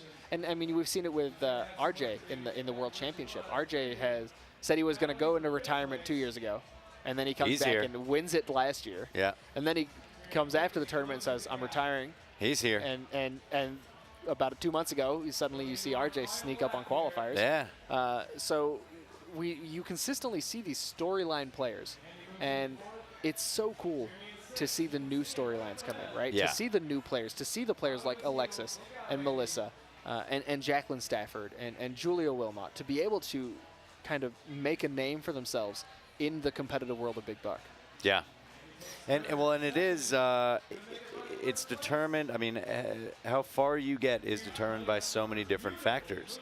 And like this year, for example, Sarah Erlinson, she qualified late. She wasn't playing as much. She had other things going on at home or whatnot, to where she wasn't allowed to play as frequently or as much. So, you know, she is obviously, I mean, she's the one who wins the World Championships 4 out of 7 years. Yeah, no, she's a threat. This year she has not played that much, so you never know what you're going to get, really. It might leave lend for someone new to come in and take that spot. That's right, and it's kind of crazy to think about it when you look at the whole ordeal, right? You have Melinda, Kylie, and Sarah, the only women who have won the ladies' championship, and right now there's only one of them in the tournament still. Yeah. And she has a journey to go before she wins it again. So yes, absolutely, Sarah could win it and make this her 5th year, and I understand that's her kind of dream, right? She wants to win another one. She doesn't not want to win another one. Yeah, right, obviously. But if I'm any of these other women in this tournament still, this is the year where I'm going, I can win this. I have a real shot at winning this, right? Sure. When you look at the bracket and you go, I know I can beat them. The only person I'm scared of is Sarah. Or Melinda, and now you're looking at it and going, oh, they're on the other side of the bracket. I don't even have to worry about that. Well, and that breathes new blood into the life of every competitor who hasn't made it to the championship game before. Everyone just saw Melinda get beat. Melinda is one of the competitors that you hope that you don't get that draw that you're playing against her. You want to avoid her as long as possible, and if you want to she's out. So if you want to be a champion, you have to be the best of the best, right? Sure.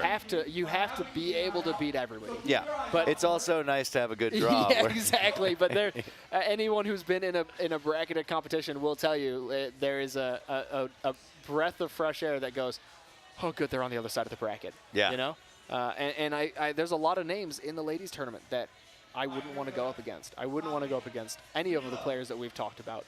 I wouldn't want to go up against just about any of these players. They are all damn good. Yeah. Yeah, you're at that point in the tournament where everybody's good. Everybody's highly skilled. Everybody's been here before. You know, it's all just nerves and just, yeah. And absolutely killing more bucks than the other person. Killing more bucks than the other faster person. than they do. And we're going to talk to somebody who's been killing some bucks tonight. We're going to send it down to the floor with Jen, with Sarah Brooks. Sarah, Jen. Hey guys, it's me, Jen. I'm here with Sarah Brooks. You're out of the tournament, but you had a pretty close match, right? At first, yeah. I played Melinda, and I actually held my own until the last round, or the last sight, and then I doed out, so. You doed out? What was the point difference? It was about 2,000, but they were big animals, so I definitely could have had her, but it is what it is. It's bad luck. What, are you having a great time? Are you excited to be back in Vegas? I love Vegas. I'm so excited to be here. And I have friends who are still playing, so it's awesome. So who are you still cheering on, or who do you think's going to win the ladies' night? So if Melissa Romanek is still in, I haven't been paying attention. If she's still in, definitely her. Or Lauren Hope. One of those two. I bet they play one another. So Canada or the U.S. And is there anyone from your party you're still cheering on? Yeah, Courtney McLaughlin, for sure. So I think she could do the whole thing. So that's who I'm hoping wins, but we'll see. Okay, so if you had to quickly describe the Big Buck community for any new viewers out there, how would you do it? We are a huge family. We only see one another maybe once a year, but it's like we never left. So everybody hangs out together, we talk on Facebook, and then we like fall right back into it, where everybody's having fun, and it's great. So you've met a lot of your friends online through this game? Yeah, absolutely. And how long have you been competing? What does this competition mean to you? This is my 4th year. I feel like I have been getting better and better and better. So hopefully next year I can at least win a couple more. Win a couple more, spend a few more hours. Right, yeah. What about tomorrow? Or is there anybody you're cheering on, or who do you think is going to win the guys tournament tomorrow? Oh, it's always so crazy. I'm gonna say Sean Chadwick. Why him? It's just a feeling. Just a feeling. Yes. He's good. He's really good. I think it would be great to see somebody new, and he is the person I think could do it. Are you going to use that feeling on the tables tonight? Maybe. Blackjack, baby. Thank you so much for the interview, Sarah. We're going to send it over back to the desk with Callum and friend to. Guys, we are jumping on board as soon as we can onto game number 4. Courtney McLaughlin and Sarah Erlinson. Now, this is the last Aussie and the last champion in the tournament. Ooh. And Sarah is struggling. Sarah is struggling. She got back a little bit right there, but not a lot. She's more than... Courtney's up by more than double. Yep, exactly right. We're seeing a score here of about a 5,000 point difference, 9,000 to 4,000. Sarah could find herself out of this tournament incredibly early. Again, I understand it's not early, but for Sarah, this is early. This feels early. Yeah, not winning the championship is early. And there, and no, then Sarah goes out. Go out on the first shot for Sarah Erlinson. That's going to give Courtney 100% free range. She's going to be able to pick up all 6 bucks here. And that is just about game over for Sarah Erlinson. She is going to find herself struggling to come back into this. She better hope there's some Buckzilla up next. And I think Courtney is realizing, I think Courtney understands just about, this is done. Courtney's about to unseat Irish Elk, you a can former make, champion. I don't think you can make up that much, but we're going to see if they can manage anyway. Sarah starts out strong. Courtney does go out, though, so that is going to be 6 bucks in favor for Sarah. All she needs to do here is strategically plan her shots, not go out, not miss anything. She does have to get them all as deep as possible, because I don't think that's going to be enough. No, 4,000 points does bring her back into the game, but it is certainly not enough to win on a bonus game. They are heading on into the last one. I believe this is the Pigeon Park bonus. And this is one of those bonus games that really rewards speed.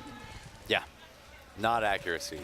And it is looking like we're going to see a new ladies tournament champion. That's tonight. absolutely right. Tonight is 100%.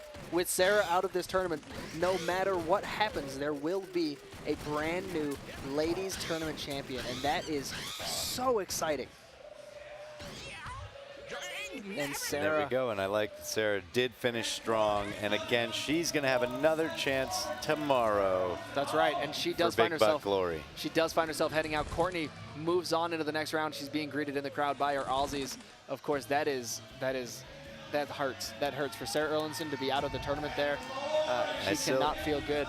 But nonetheless, Lauren Hope versus Kelly Clark on game number 3. Does look like Lauren Hope moves on. Lauren, what is going on with this person? She has come out dominating. She took out Melinda from the tournament, and now she's removed Kelly Clark. Lauren moving on again. You got your Canuck and you got your Aussie, and they are not wanting to exit this tourney. We do have our foreigners still inside the tournament. We have our New York crowd. We have our favorites to win. This could go anyone's game still. It is very, very early in the night. We're going to be jumping over to the winners semifinals here soon. Jacqueline Stafford versus Melissa Romanek. It's a great game. Now this is a tough one. I know you're going to be biased. I'm going to go ahead and say you're probably going to say Jacqueline, huh? Look, I got to go Jacqueline on this one. But if Melissa has already knocked out Melinda Van Humison and Sarah Erlinson. So let me ask you this. We have both of our favorites about to play. But yeah, I'll say Jacqueline. Which way are we going? So we've got Alexis Murphy and Julianne What we want Jones. is Alexis and Melissa in the championship game. Ooh, that's absolutely right. And possible. So who do we think's winning this one? We've got Alexis Murphy and Julianne Jones. I'm going to go Alexis Murphy. Okay. Mostly because I've been saying that she's my favorite to win the whole time. Okay. Why would I falter now? Well, I'm going to play devil's advocate here. I'm going to go Julianne Jones. I'm going to go with the community favorite. You right? would. I'm going to be happy with either one of these two players. They both deserve to. Every one of these women deserve to be here. Deserving of these matches for sure, and to have survived and advanced to this point where they are. And we're going to jump on board here with Alexis and Julianne Jones. There we go. They are gearing up, getting ready to go. The pressure is on. We do have Jacqueline Stafford and Melissa also gunning it out on the next game. We're going to keep you updated with that one as we shot call and call everything that happens with this match. We're going to be jumping on board here with Irish Elk with the Dangerous Trophy on site number 1. It's a big site. And of course, that hiding in the back there, scary. it does go to Julianne Jones. The deep critter shots. Julianne picks up a deep shot, make that 3, runs right across the board. Alexis picks up the first on her own, makes that 2, and Julianne finishes strong. 4-2 here. We have the Dangerous Trophy coming out the back. It does go in Julianne's huge pocket here. Intelladon. That is a big stack of points to start this round. I don't like it. I don't like it. Okay, but Alexis takes a swig of her drink, and she'll be good to go for site 2. And Julianne just knows this is what she needs to do. She needs to stay calm. She needs to stay collected. She cannot afford a doe out at any point. Neither of them can. A doe out could end their run here in the winner's bracket. There's one. Julianne starts strong again, starting with 1, but Alexis Murphy fires back, picks up 3, and that's an even split. Julianne does manage to stay the bigger, alive, the deeper guys, ever so slightly. 3,000 points separate the two. Julianne Jones in the lead here. Alexis fighting from behind, but certainly not out. Plenty of game left. That's right. We're going to be jumping on board into Bighorn Sheep here. Another big points round. We're going to see if Julianne can maintain the lead here. Alexis picks up the first, make that 1-1 split. Julianne does get the deep shot, and there's the doe out. Exactly what we were saying. Neither player can afford to doe out. Double doe. And there it is. Julianne and Alexis both hit the does, trying to be kind to each other, saying, if you can't get points, I won't get points. Let's both step away. Very sportsmanlike. That is exactly what you want. If you doe out, the first thing that should be going through your head is please doe out, please doe out, please doe out. Sure. And that's exactly what happened. Sure. We have 2 sites and a bonus game left. Of course, Melissa Romanek and Jacqueline Stafford just checking in. Melissa up double her points. Jacqueline might find herself in the loser's bracket here. Melissa's coming out dominating this week. Now Alexis is going to have to start taking some shots. And when you say taking some shots, I understand that they're all shooting. What do you mean by taking shots? What risks? Taking risks. You're gonna want to, you know, say there's a buck that's mildly, barely behind a doe. You don't want to shoot the doe, but okay. Alexis is checking her phone there. I like that. Checking her stocks. Seeing that her sports bets are hitting here in Vegas. Right. Even if she loses here, she's winning on the bets. That's what we're talking about. Whatever it takes. All right, and going on big into final round. Going into that final site, there's about 5,000 points that separate these 2 players in the winner's semifinals, and that looks like a dominating performance by Julianne. Strong. And again, you see that range play the factor there, right? That was 4-2, but the points were not that far apart, simply because Alexis was able to hit the deep shots. Yeah. But that was an incredibly well played track by Julianne. I mean, it was basically 4-2 most of the games, I think. That's right. You know, she maintained and just steadily stayed ahead. And I think this is one of those game modes that benefits the green gun, right? The diamonds come in left to right, and obviously the green is on the left. And then it shifts over to the right, to the orange to, right to left for the orange gun. So I think this is one of those ones where it totally depends on where you're playing from. Of course, now you'll see actually they were shooting before the minecart had even settled. Sure. Right? Before the minecart even got across the ravine, they're shooting. Yeah, I think you're not as worried about accuracy on this. You're just wanting to put down as many diamonds as you can. That's right, and it does look like that is going to be the end of Alexis's winner bracket run. Julianne Jones does move on again into the winners championship finals. Melissa Romanek also moves on. So we're going to see Melissa and Julianne here gunning. Now, we have seen your pick go into the loser's bracket. Yeah, it's okay. Still in it. Don't worry, she's still in it. That's right, that's right. And your pick is destroying. She's taking faces. Everyone. She's dominating just about everyone she's played so far. People fear Melissa right now. As they should. Yeah. I mean, why would they not? She's as you said, she came in and she's taken out champions. She's taken out high skill players. She's doing everything she needs to do, and she's doing it flawlessly. Yeah. If she wins tonight, I'm happy. Yeah, you are. But we are going to see. Good thing we didn't put a bet on this. Yeah, well, by the way. Hey, it's still anyone's game, right? Anyone's game. Now we have Lauren Hope and Jacqueline Stafford here going up into the next round, and Courtney McLaughlin and Alexis Murphy. Now, Lauren Hope has been dominating and surprising a lot of people, but I do want to see how your pick manages to stay alive in the reload semifinals. And Courtney just had a big last game, That's I right. believe, right? She did. So when we do get into this next match, we're going to be jumping on game buck number 4. We're going to see the 3rd seed Alexis Murphy go up against number 8 seed Courtney McLaughlin. Now, come on, Brooklyn. How do you feel if you are who's got the advantage here? Of course, Courtney's playing from international, right? To me, playing international, you've got more on the line.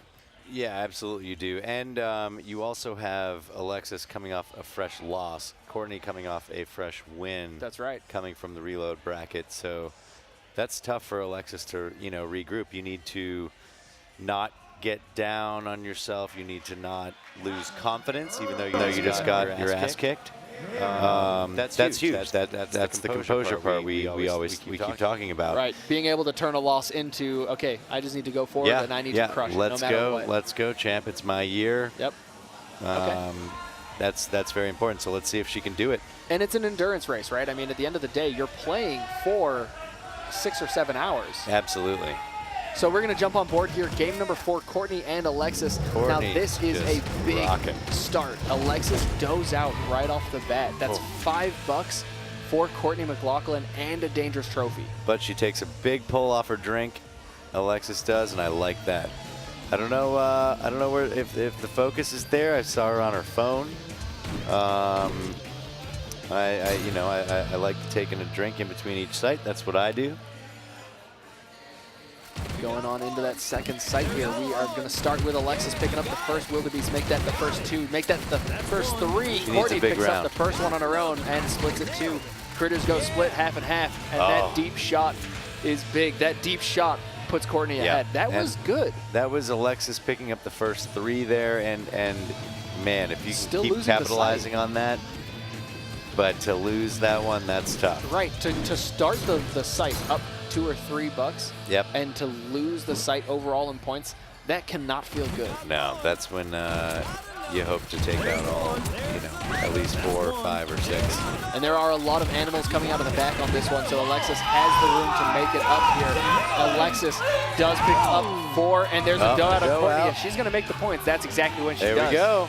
Oh, that's 3,500 points right there for Alexis. She's in the lead by 52 points. Wow, this is a nail-biter of a match. Who is going to take this one going forward? This is intense. We have 2 sites left and 1 bonus game. Jacqueline takes the lead with that huge round. And Jacqueline just finishes a huge round after Lauren Hope does out. That's a close one as well. 4,900 to 5,400. This is exactly what you expect out of the end of this tournament. The level of competition here Courtney is nuts. with a big round.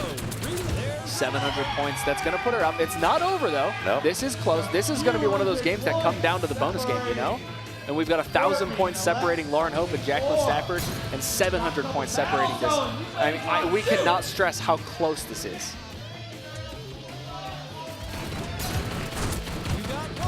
And that's going to be Courtney starting strong. Alexis does out here. If there's going to be a nail to put in the coffin, that's going to be it. That doe out could not happen at a worse time. Courtney has complete free reign to pick up as many as she wants. Alexis shaking her head. She knows it. His game. That is, how do you recover from that? Jacqueline Stafford does out. Maybe it's feeling her friend from New York doing out, but she does out as well. Lauren Hope picks up 5. And really, this is what was 1,000 points across the board between the 4 players up there has now suddenly become a huge gap in points. Courtney McLaughlin and Alexis Murphy heading into the Space Invaders bonus. Courtney, all she needs to do here is not lose.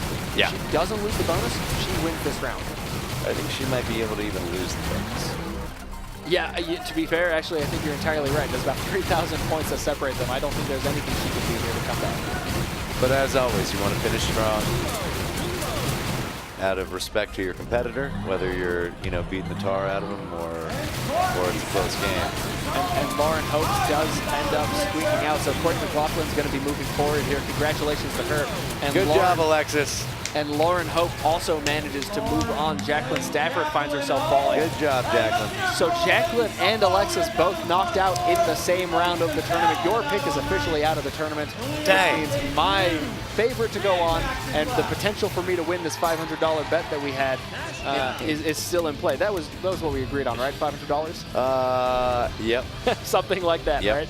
Something like that. Now this is big though. This is no former champions are in the tournament. Yeah. It's going to be someone new. Julianne Jones, Melissa Romanek, both of these players were playing in the late stages last year, right? They both performed incredibly well. Julianne Jones picked up 4th. Melissa picked up 2nd. Now we have Lauren Hope, who played 8th last year. Yep. Or sorry, placed 8th last year. Who's on fire. Right, and Courtney McLaughlin, who my Is on understanding fire. Right, is on fire now, but did not compete. I'm looking through my brackets last year. She was not in the competition. So we have, for sure, a new champion, but Yep. we have some intense competition getting to that point, right? You have to go through Melissa. You have to go through Lauren. You have to go through Julianne Jones.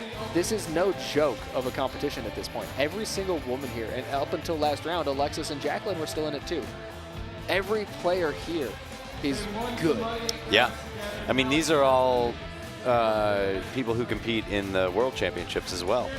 You know, not just the ladies tournament, they're in both tournaments. So, That's right. And most of them have been in both. So, Yep.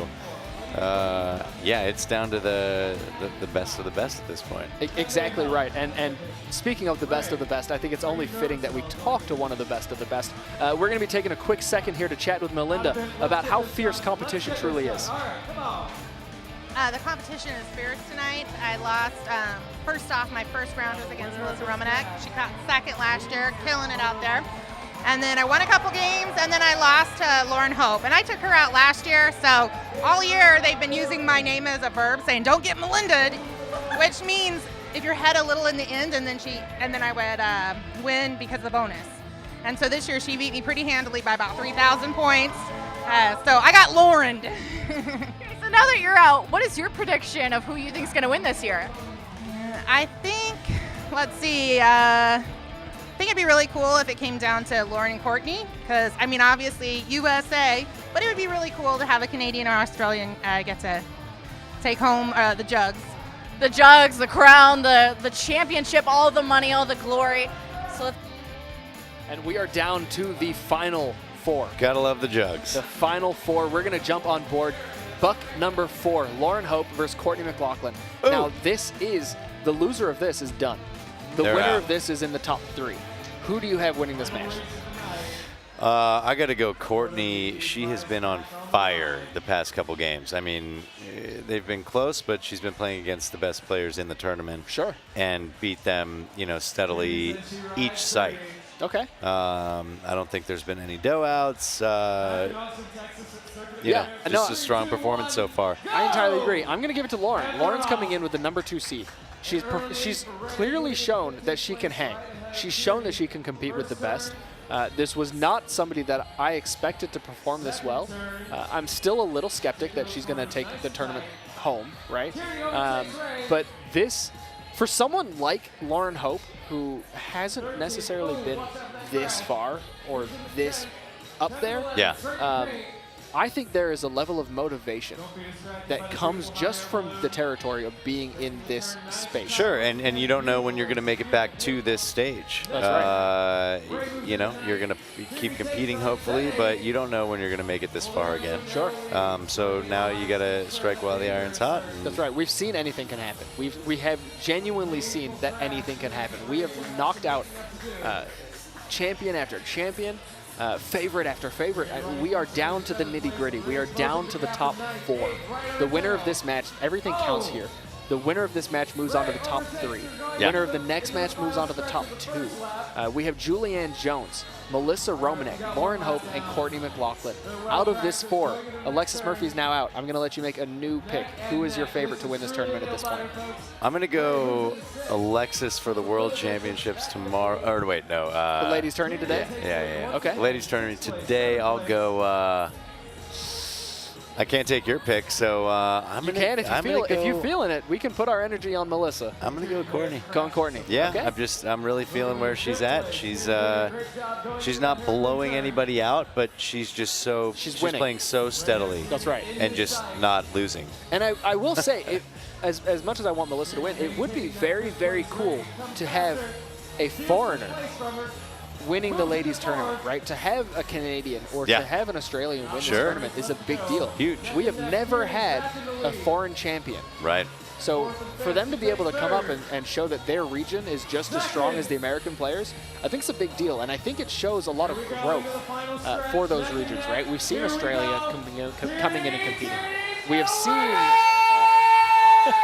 we've seen the Canadians come in and compete. And when the Canadians started competing, of course, they weren't top finishers. Yeah. And now we're seeing them in the top 4. We're seeing the Australians in the top 4. These players are no jokes. Yeah. No, more of them are competing, and they have something to prove.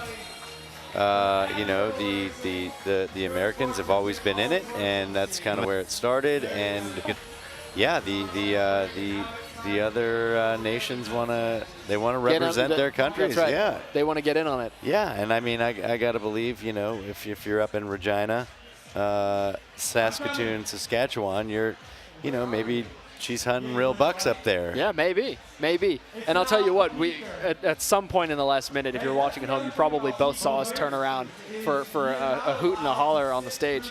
And that was because there's a little competition, a side competition going on with MotoGP, which is another Roth Thrills Play Mechanics game. It's a blast. But while we're on that topic, I want to bring up a different game you've probably seen if you go to the movies or you go into arcades. It's a blast to play. I personally love it. It was in the studio when I was working there, so I was constantly in the back just playing it. Yeah, you were. Guys, this is Jurassic Park, and it is a blast.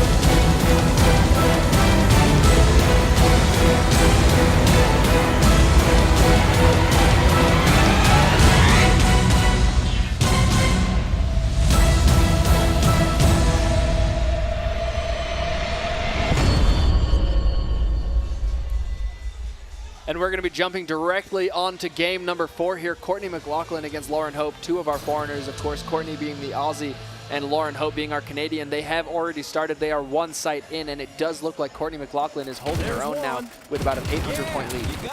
I need it.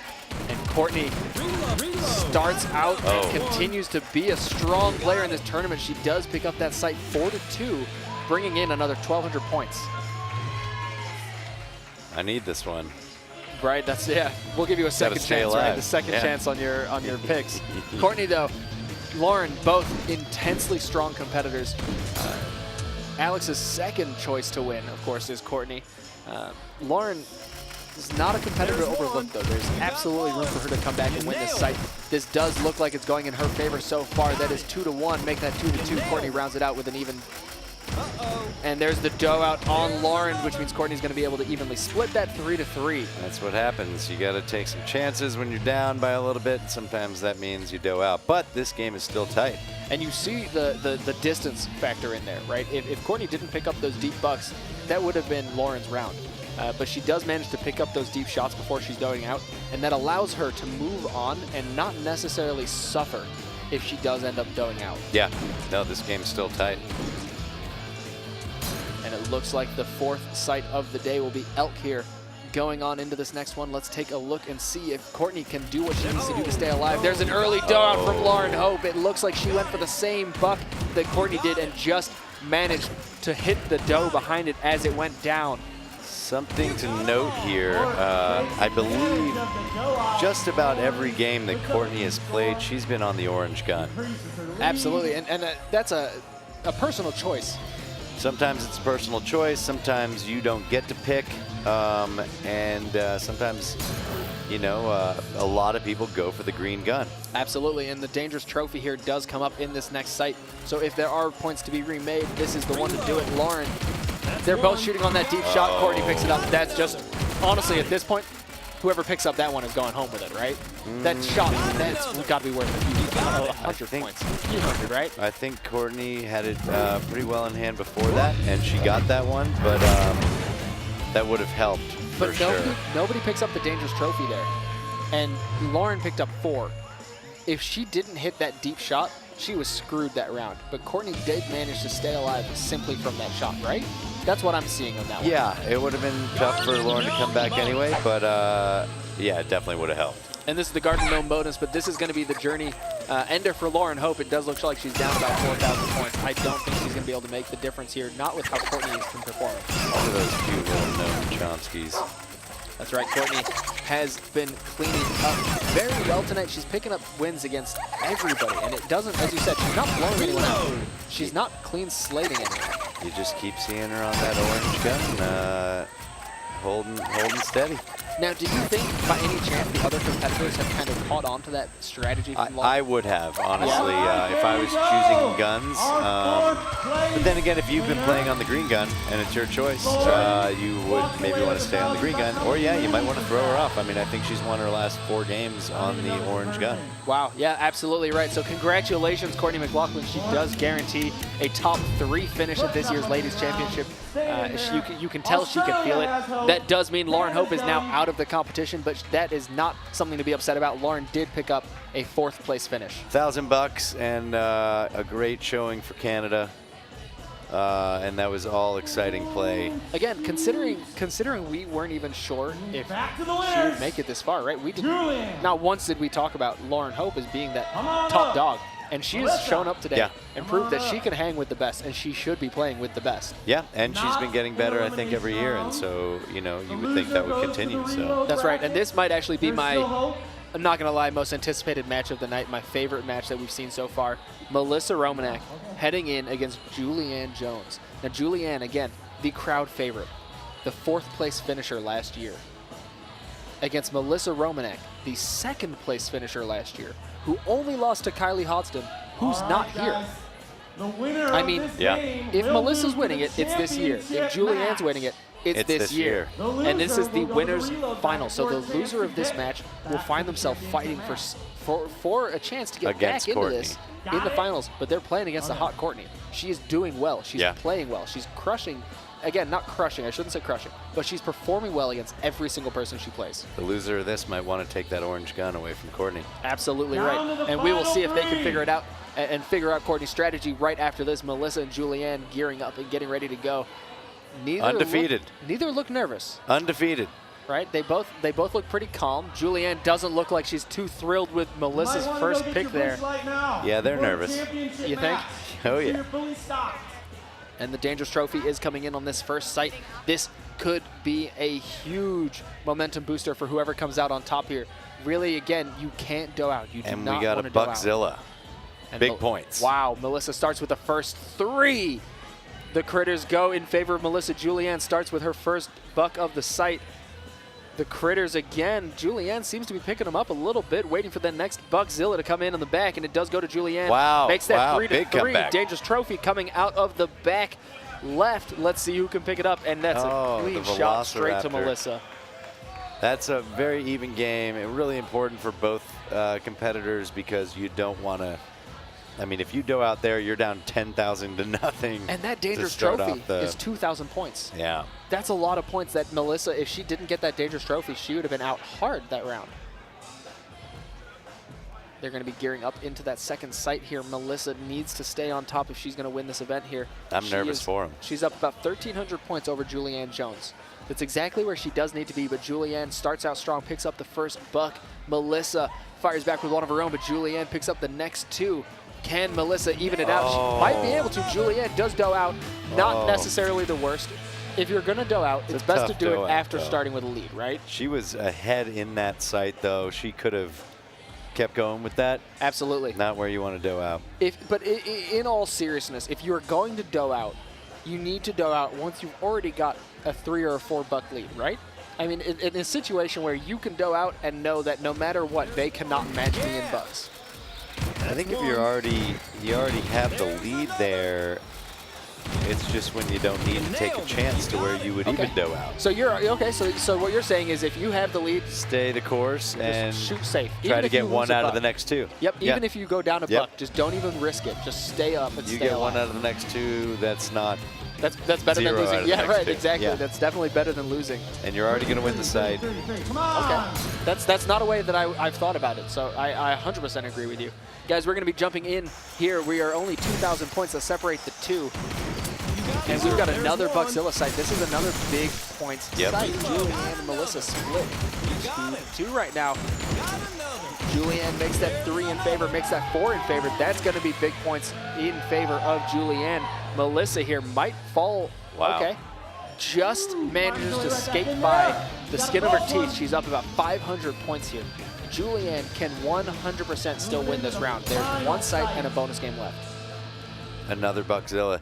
And this is a very evenly matched game. We could be looking at a precursor to the championship finals, game. absolutely. And you'll see that the players there, that buck was kind of staggered behind a doe. And you'll see them shoot high and scare the animals so that they move out of the way and they can start the round. Melissa picks up the deep shots, and both of those deep bucks go to Melissa. That is going to be her saving grace in that round. Huge. 2,000 points. 2,000 points is think all this is Melissa needs to make sure Julianne does not get. Unless these bonus animals are Buckzilla bonuses. The pirate ship bonus. This is one of my favorite ones, to be honest. Shooting the cannonballs as they come and try and hit your ship. Again, Melissa just needs to maintain the balance here, if not win this round. If she does, she moves on. She will find herself in the finals. Julianne will have to fight against Courtney McLaughlin to see who moves on and who stays behind. I don't know if this is one of those ones where you really can just take over and come back. I think it's, especially against an evenly matched competitor, this is probably going to come out even. Melissa will probably end up winning by 2,500 points. Right. The only thing that you could do in the pirate ship bonus to really kind of just clean slate the other person is to shoot the same targets they're going for quicker. Right. And that's just not necessarily realistic, right? Because you don't know where they're going. Precisely. Yeah. And if you're playing safe, you're going to pick up a couple cannonballs every single site. So there you go. Melissa Romanek does move on. Julianne Jones finds herself in the losers. Now keep in mind, it's not over. Both of these players are still in the tournament. There's still room for one of these two to win. For both of the players in the losers, the reload bracket, to find themselves in the championship. Sure. And your pick is looking pretty good. And in I the bet she's feeling good. game. I bet she's feeling good. She knows exactly what she needs to do. She knows exactly where she needs to be and how she needs to do it. And she was the runner-up last year. That's right. Second place last year. Which means that in the championship game, you are playing a full 3 treks. It is a full adventure. And keep in So mind, she's done that before, and that is a huge difference between playing 3 treks, a full adventure, and just 1 trek. I mean, that's when physicality comes into play. You're holding that gun up for 15 minutes straight. It's a huge difference. So if you've been there before, that's a big advantage. It absolutely is, and we're actually going to be jumping on stage here with our next match, Courtney McLaughlin and Julianne Jones. The winner of this finds himself in the championship. They find themselves in the finals. The loser of this match will find themselves out of the tournament in third place. Again, not something to be disappointed about. They've both earned a finals placing. They're doing incredibly well. Who do you have winning this matchup? And Callum, real quick, look at them. They're having fun out there. They're having a good time. They're hugging each other before the game. Interesting, as we were speaking to before, Courtney is now on the green gun. I don't know who chose that. Yes, yeah. But it might have been Julianne coming out of the winner's bracket who picked the gun. That pattern, that's and right. she might have picked the orange gun to throw Courtney off. I'm going to have Julianne winning this one. Okay, all right. And I liked Courtney on the orange gun. I don't know about the green gun. I'm eager to see how Courtney performs. Is she going to come out and perform as strong as she has, or is that green gun the comfort for her? She does pick up 2, and that's going to be a dough out from Julianne Jones, which means Courtney will get free reign here. And I think this is one of those important sites you want free reign on. Right in the beak. See about this trophy? Yeah, that's score. That's exactly what you want to start that round, right? That's about as much, as many points as you can get. And again, you got Julianne coming off a fresh loss maybe 2 minutes ago. Courtney been winning her way out of the reload bracket. Yep, there's an advantage to that. No, you're absolutely right. And even more so, it shows that Courtney's not just an orange gun celebrity, right? She's not just an orange gun hitter. She's coming out and doing incredibly well to start. Sure, she can shoot on the green gun too. Oh, but there's the dough out, 3-3 again. Not the worst situation. Big of a deal. Not gonna end her run by any means. It's only 200 points in favor of Julianne, and she's still down about 2,000. Not undoable by any means. Now keep in mind, right now we are doing only one trek. So after this trek, it's over. When we get to the finals, it will be an adventure. And the loser, the player coming out of the loser's bracket, will have to win 2 adventures. Oh, yeah. The 1-to-1 split here in the start. Julianne picks up the first few critters. Courtney fires right back and picks up a doe of her own. On the left side of the river, though, Julianne shoots strong and picks up 4-2. All right. We're getting more evened up. Shout out to Federico right there. That's right, Federico Reed, Scott and Melinda in the background. Philip Bupre cheering on Julianne Jones here. All right. That is, this is a big match for not just Julianne, but I'm sure Philip is eager to see Julianne win this match. Big buck nuptials right there. And to start this one out, we get the first 2 shots in Courtney's favor. Julianne does get the deeper shot. They're both pre-shooting on the back left. It does go to Courtney McLaughlin. And that next one also in the Aussies' favor. The right-hand side gets taken by Julianne, and there's a dough out, which is, again, going to evenly split this 3-3. Those were some deep ones, though, for Julianne, so. Here's the problem with this match. Oh, you got a 300-point game. Here's the problem with this match. They are too close. Every side is close.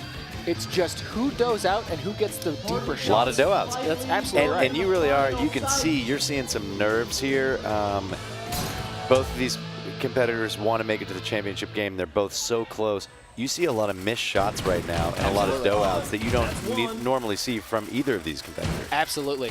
And I think that has to do with the lateness of the tournament, right?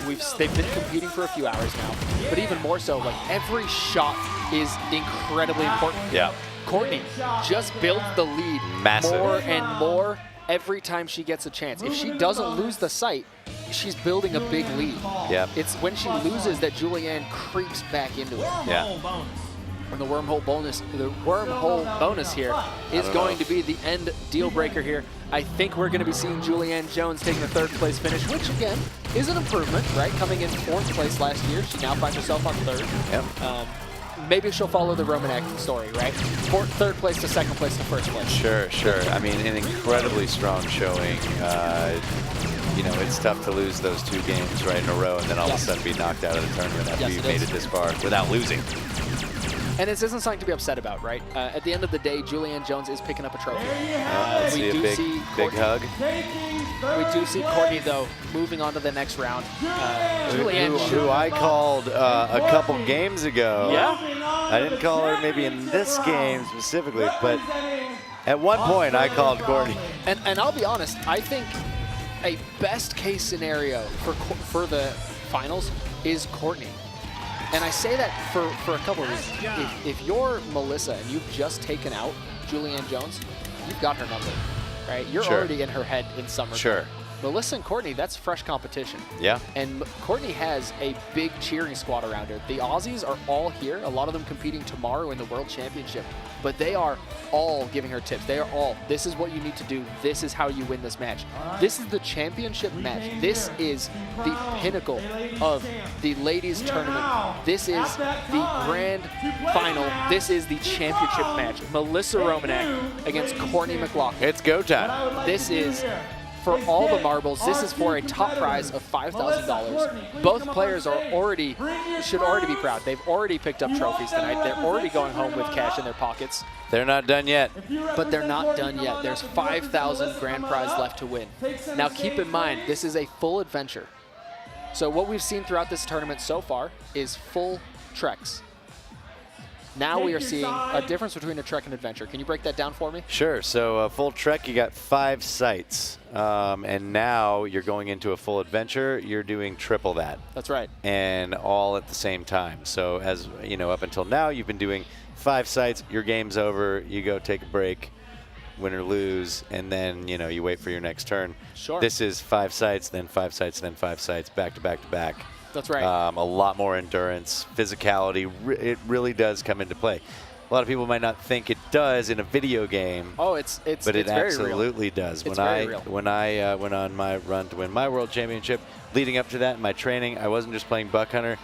I'm at the gym with weights like this, as if I was holding a gun, but with weights. Yeah. And I'm dead serious. Really? Oh, absolutely. That was actually a routine. Absolutely, because your arms do get tired when they're like that 4-3 treks in a row. For one trek, sure, doesn't really make that much of a difference. When you're getting to the nitty gritty, though. When you're doing it all, it really does come into play. Yeah, and we actually have an interview here with Sarah, who is going to give a couple tips to those new players. We had a lot of new faces in the tournament this year, so if anyone's interested in competing next year, Sarah, what do you have for them? Come on We're out. at the championship match.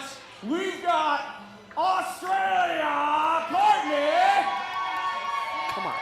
Drink and we have fun, and you just have to treat it as that. I mean, it's no different here.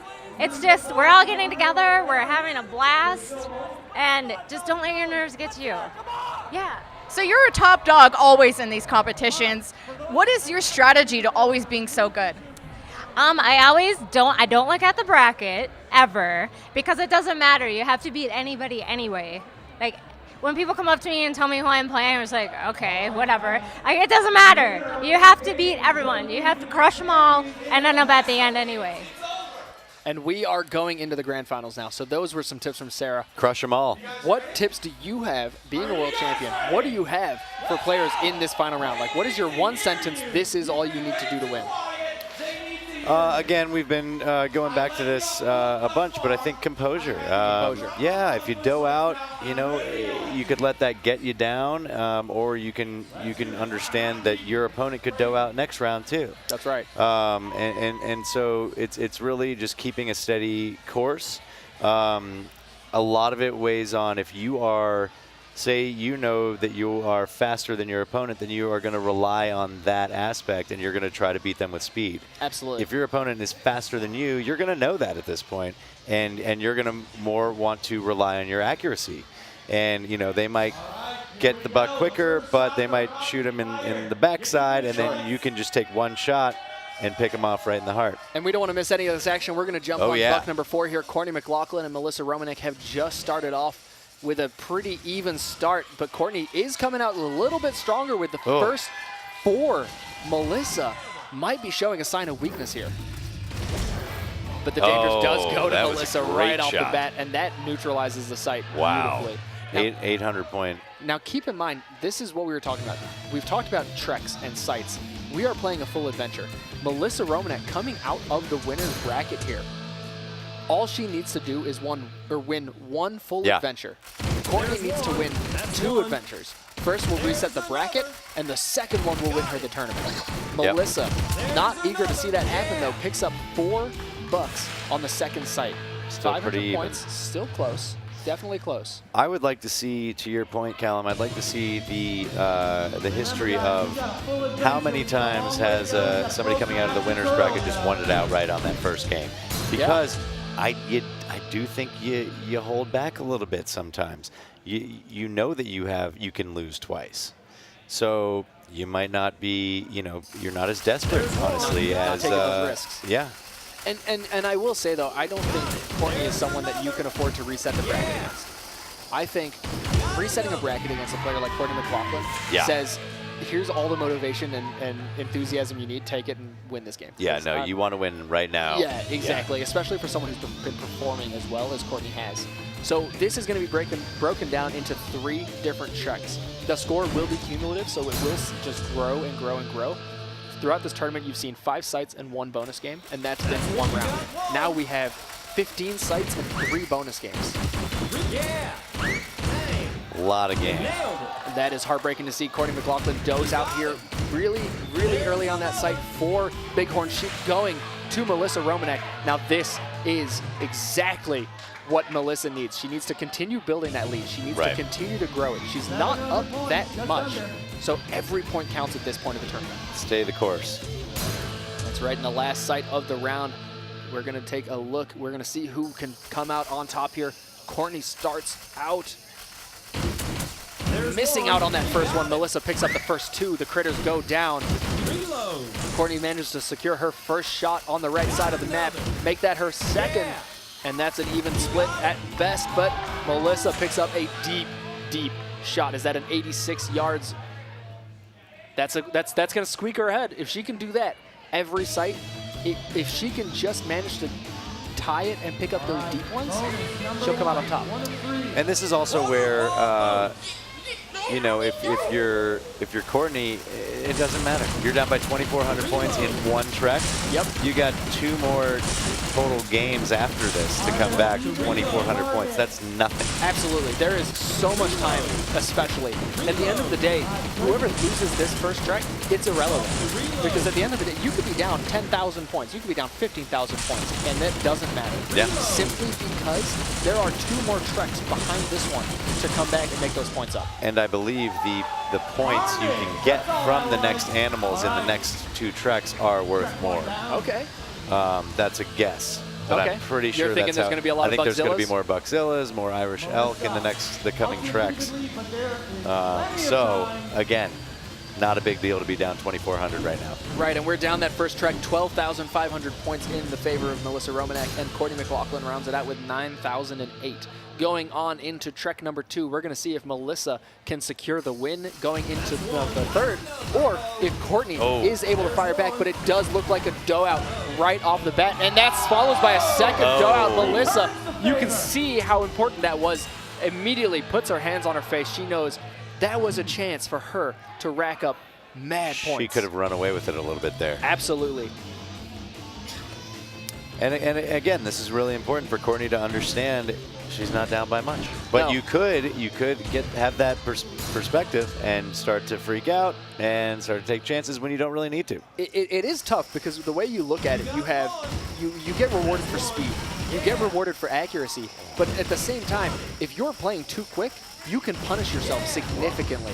Just like that, Courtney tries to play for those shots, tries to outpace She's Melissa, reaching a little bit, and she's doing out more and more, and that's one of those things that if you want to win this match, you cannot afford to go out. You need to pick up every single point and every kill that you can. And a doe out just allows your opponent to just kind of, okay, cool, this is mine now, thanks. Yeah, appreciate easy it. breezy. Yeah, exactly. Although it's not.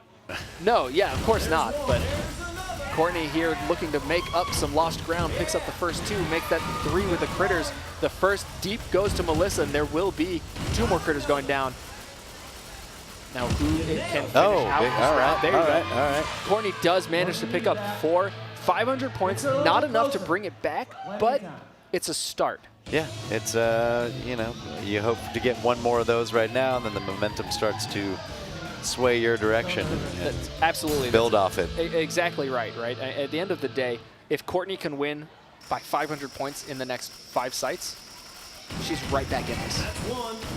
Even better if Melissa does end up doing out in favor of Courtney. even split down the middle, but that deep shot goes into Courtney's pocket. And that's going to be close, but it's not going to be as big of enough. That 87-yard shot is really what put the difference on those points there. Yep. Inching her way back, Courtney is. And I don't know if the Twitch viewers at home can tell the difference, but the audio in the championship game, you got the you're hearing on the big speakers now. Yep. The everything is on them, through. and everyone's watching them. Everyone's only watching them. Sure. There is if you're into pressure, if you can't play under pressure, if you can't perform, this is where it happens, right? This is every single person in the venue, in the crowd and on the balcony, is watching this game. Oh, big bear. That's a deep bear. And Courtney picks it up. That could be a momentum shifter, to be honest. It narrows the game out. Only about 1,500 points separate these two, maybe about 2,000. I mean, this is huge. I mean, we are getting closer and closer and closer to crowning a champion. And if Melissa doesn't buck up, it's going to be Courtney. Buck up or muck up. Into the tornado bonus. They're going to be coming out from behind the tornado here. Melissa starts off with 3 of her own. This is a bonus game where you can take control. This is a blowout bonus game, absolutely. You can.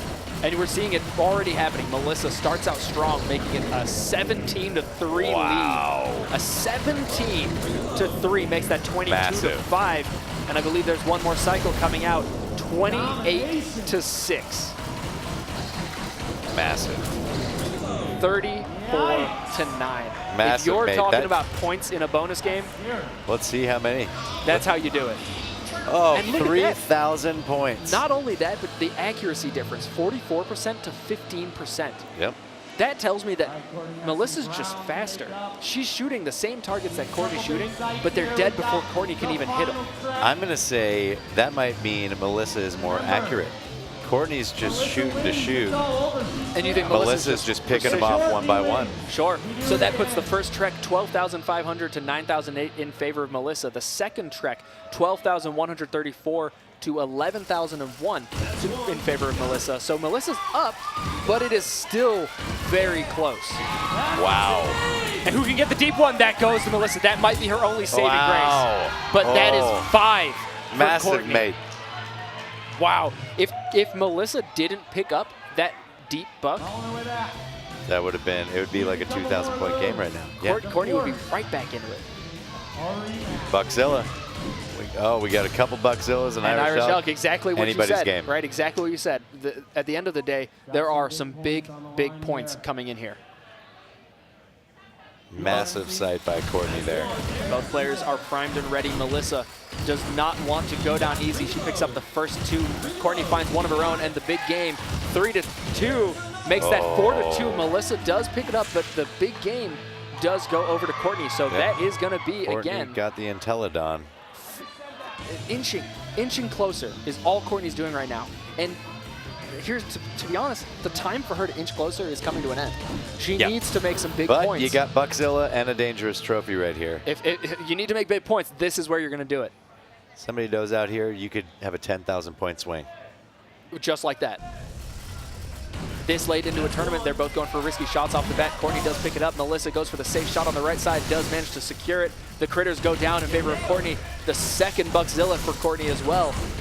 Courtney's just cleaning up these critters. Melissa getting the right side, though. That orange gun advantage playing from the right. Yeah. And the deep shot does go to Courtney. That's 3-3. The dangerous game coming in from the back.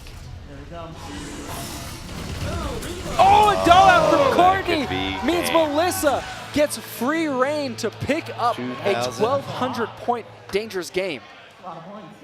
We still got another Buckzilla site here. There's 5,000 points that separate these two, and we are getting into the nitty-gritty. 2 sites left, 1 bonus game. 2 sites left. Only one of these players is going to walk away a champion today. Will it be Melissa Romanek or Courtney McLaughlin, our Aussie from down under?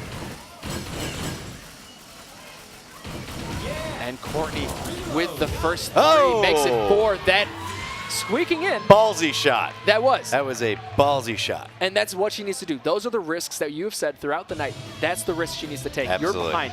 You cannot afford to go for safe shots. Nope. You need to play aggressive. 4,000 points Courtney's with the last either sight and the last bonus. Courtney might either dough out here or just get $6. And Melissa has the lead. She cannot dough out. No. Melissa cannot afford to dough out Melissa hopes here. to get $2 here. Yes. That's one. And there's the first. Can she make it 2? Right off the bat, she does exactly that. The Or Critter's 6. going in favor of her. The Critter. Oh, There's it is. that's game. That's we have game. Courtney we have a has new doughed ladies out. champion. Courtney is doughed out. In the last sight, Melissa does follow, but after securing 4,000 points, we have one bonus game, but this is just about over. There are 8,000 points. I mean, they have to know it. They have to feel it. They know it. You can see Andrew Moskowitz in the crowd smiling ear to ear. He knows exactly what this means. Electric Eel bonus. This is the final round. Everyone on the side of the stage ready to go. All Melissa needs to do here is finish this out, and she is the new ladies champion. I hate to say you called it. I do what from day one. You know, it's funny because I spoke to Melissa outside and I said, listen, third place 2 years ago, second place last year. It's first. It has to be first this year. And that's exactly what's happened. She's come out guns blazing. Melissa Romanek here, 16 to 15. Courtney, it's over for her. She knows this is the end of her journey, but that's A-okay. She's going out in second place with a trophy. That is it. That is everything. Melissa Romanek is your new ladies champion, coming in from the 17th seed and leaving number 1. And beating 2 former champions. We have a new ladies tourney champion, and she did not lose 1 game. What a journey she's had. That's exactly right. She's taken out champions. She's taken out top-notch competitors. This has been a journey and a half. It hasn't been easy for her, but from the beginning, she stayed in the winner's bracket the entire tournament. She came out guns blazing, and she is going home with the Jugs of Destiny. Awesome. Congratulations, Melissa Romanek. Congratulations, Courtney McLaughlin. Absolutely. Congratulations, Julianne Jones, Jacqueline Stafford, Alexis Murphy, every female that has competed here tonight. Lauren Hope, what a showing from our Canadian up north. This has been a tournament and a half. Guys, we are going to stay on stage here for the trophy ceremony. Of course, followed up by an interview with the champion herself, Melissa Romanek. Melissa, our new champ. Drinks on Melissa. $5,000 and the Jugs of Destiny. There they are. New champ.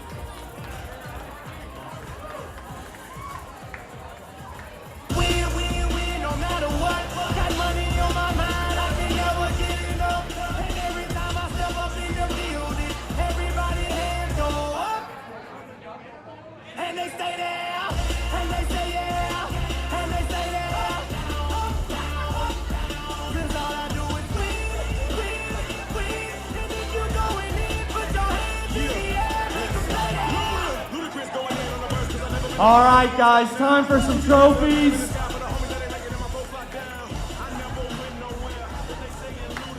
We've got 4th place from Canada. Lauren Hope, come on up. $1,000 richer and the gun trophy.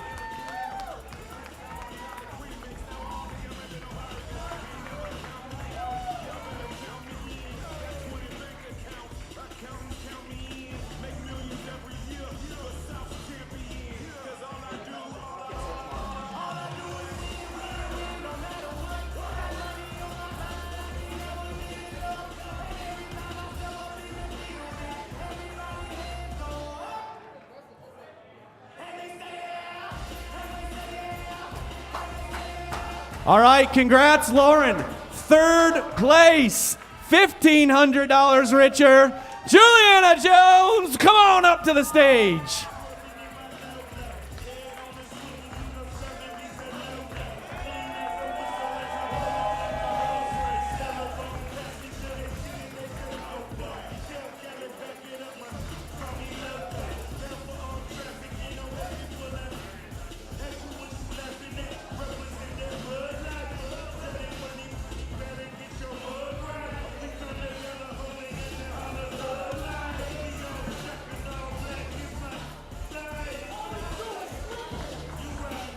All right, second place. You know who it is. From Australia, come on up, Courtney, or you're already up here.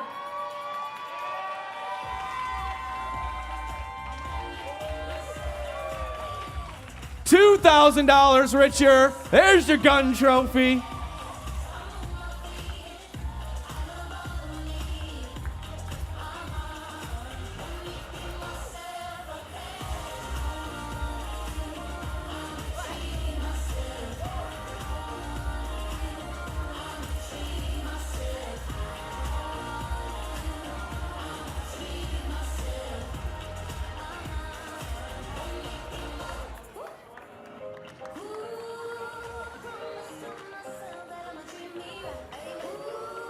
And let's hear it for your champion. First place, $5,000 gun trophy, Jugs of Destiny, Melissa!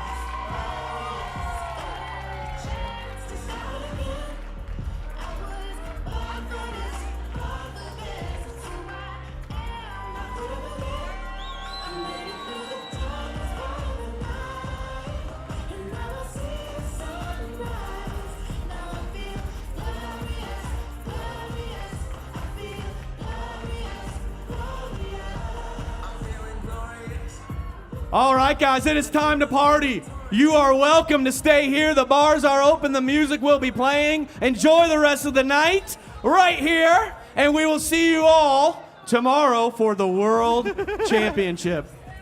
Thank you all! No, that's great.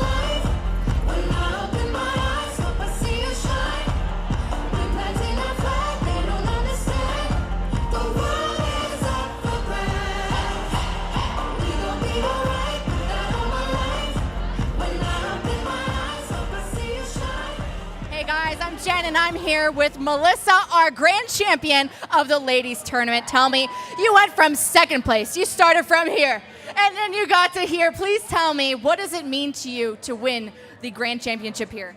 I don't know. It's so much more surreal than last year getting second place, because last year was amazing. So I don't know. It's okay. I honestly don't know what else you want me to say. So. What did you think of your competition, your Australian competition, Courtney? Oh, yeah. That was really cool to have the Australia competition for the final.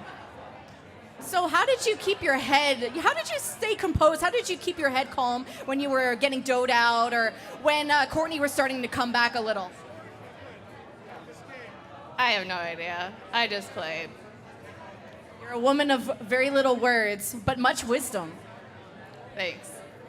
You're welcome, but one last thing. What is some advice you can give to some people that want to improve themselves in their buck hunt game, or maybe some new players that want to come to this competition? Just practice a lot of shootout. Shootout, shootout, shootout. And don't doe out, right? Absolutely. All right, are we going to be expecting you to be the champion next year? I have no idea. Come on.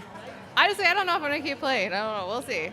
You went second, you went to first, you're going to kill it next year. And now, do you think everybody should come back next year in Las Vegas or wherever we end up? Absolutely. It'll be a great competition. All right, everybody, give one last congratulations to Melissa as we send it over back to Callum and Derho for our closure. Stuff. Oh, get the mic. Amazing, and I called it. You from did call from it. round one. Oh, I called give you Melissa props. Romanek winning that tournament. I am I don't know. incredibly It's proud of okay. her. Good for her. On winning. Good for everybody else. That was wild That from was start fierce. to finish. I cannot wait to see what we have in store tomorrow. Oh, tomorrow you got the World Championships, the men and the ladies competing together for 20 G's on the $20,000. line. That's right. Big bucks. Big bucks. Big bucks. That's right. There's a lot of money on the line. We've got some incredibly talented competition. We've got more world championships. We've got ladies champion competitors in there. I cannot stress how important it is. If you guys are in Vegas and interested in coming out, of course, we are at the Esports Arena in the fabulous Luxor Hotel. It is free to enter, so by all means, get your asses down here, get inside, and come to check out this tournament. Doors open at 1 o'clock tomorrow with the tournament starting at 3 p.m. So you can expect the broadcast to probably kick in live around 2:45. So if you are not here tonight and you're tuning in on Twitch, I cannot wait to see you guys tomorrow. Thank you so much for joining us tonight. My name is Callum Fletcher, joined again by the 2010 World Champion, Alex Durho. Thank you so much for joining us on the desk tonight. Great to be here. Absolutely. And we are going to be sending it now to our post-game show with Nick and Omar. Nick, take it away. See ya. Here we go. Yep. Mm-hmm.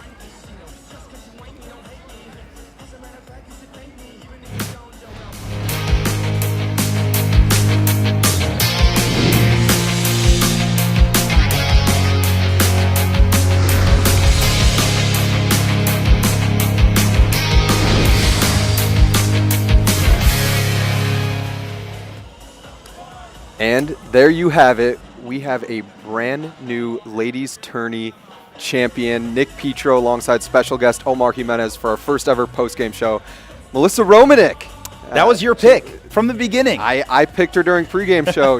Don't let the timidness fool you in that post-game interview. Oh my gosh. She is fierce when it comes to the game and when it comes to getting on stage. A woman of few words. Now, she got second place last year, comes back to get first place this year, and I want to quote her here when she was asked on how it feels.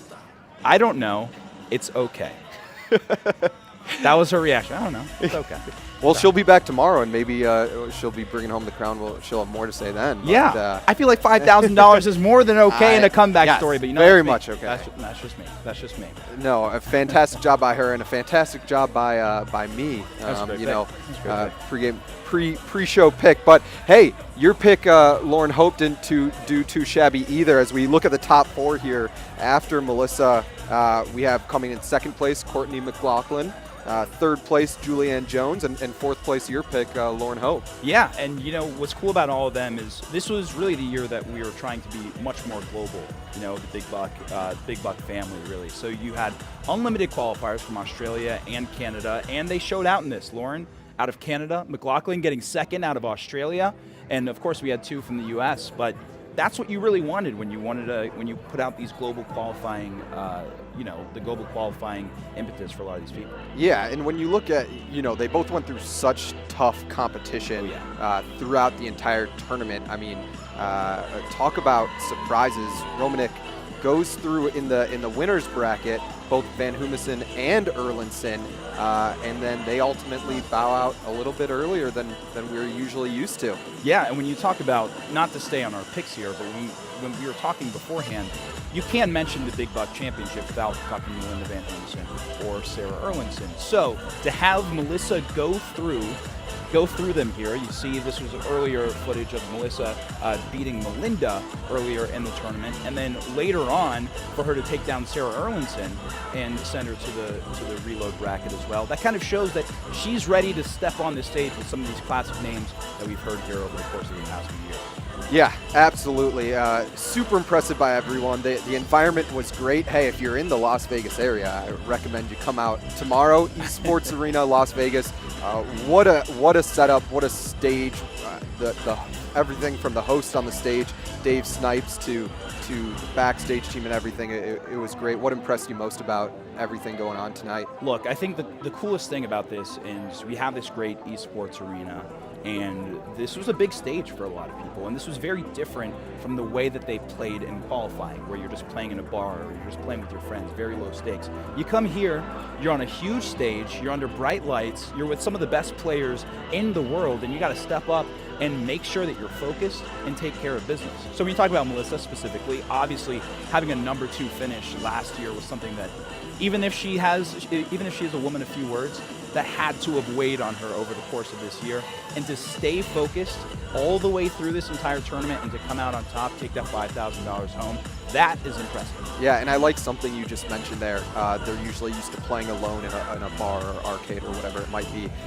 In the the winning interview with Melissa, Jen asked if she had any advice for people in the future, and Melissa said, shoot out, shoot out, shoot out. And what she means by that is play against other people. Don't just play by yourself, play against other people, because what you do here is so much different than you might be used to at a bar. And speaking of Melissa, Melinda, Sarah, whoever it might be, a lot of these women are going to be back tomorrow for the World Championship. Yeah, they are. And tomorrow we're going to see that field expand from 32, what it was today, to 64 tomorrow. This is going to be men and women competing from the same countries, Canada, Australia, and the United States. The competition to be that much stiffer. But when you talk about Melissa, okay, she's already won the $5,000. She's in the unique opportunity. She has the chance to play for $20,000 tomorrow and take $25,000, but I have a feeling the 63 other players are going to have something to say about it. Yeah, no one has ever done that before, and that field of 64 coming down from just about 9,400 qualifiers around the world. So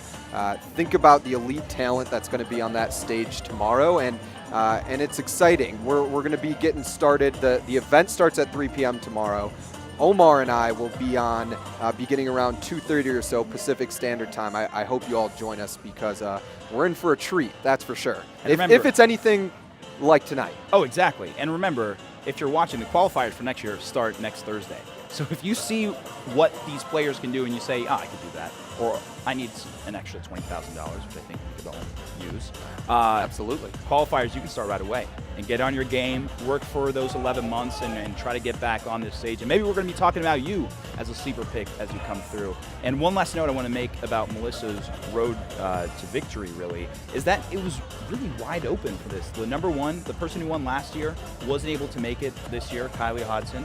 And then on top of that, the number one seed in qualifying this year wasn't able to make it as well. So that path, some of her stiffest competition from last year, wasn't here this time around. And that makes you wonder, not to take anything away from Melissa, but if next year comes around and Kylie's back and Melissa's back, we're going to have to duke it out to see.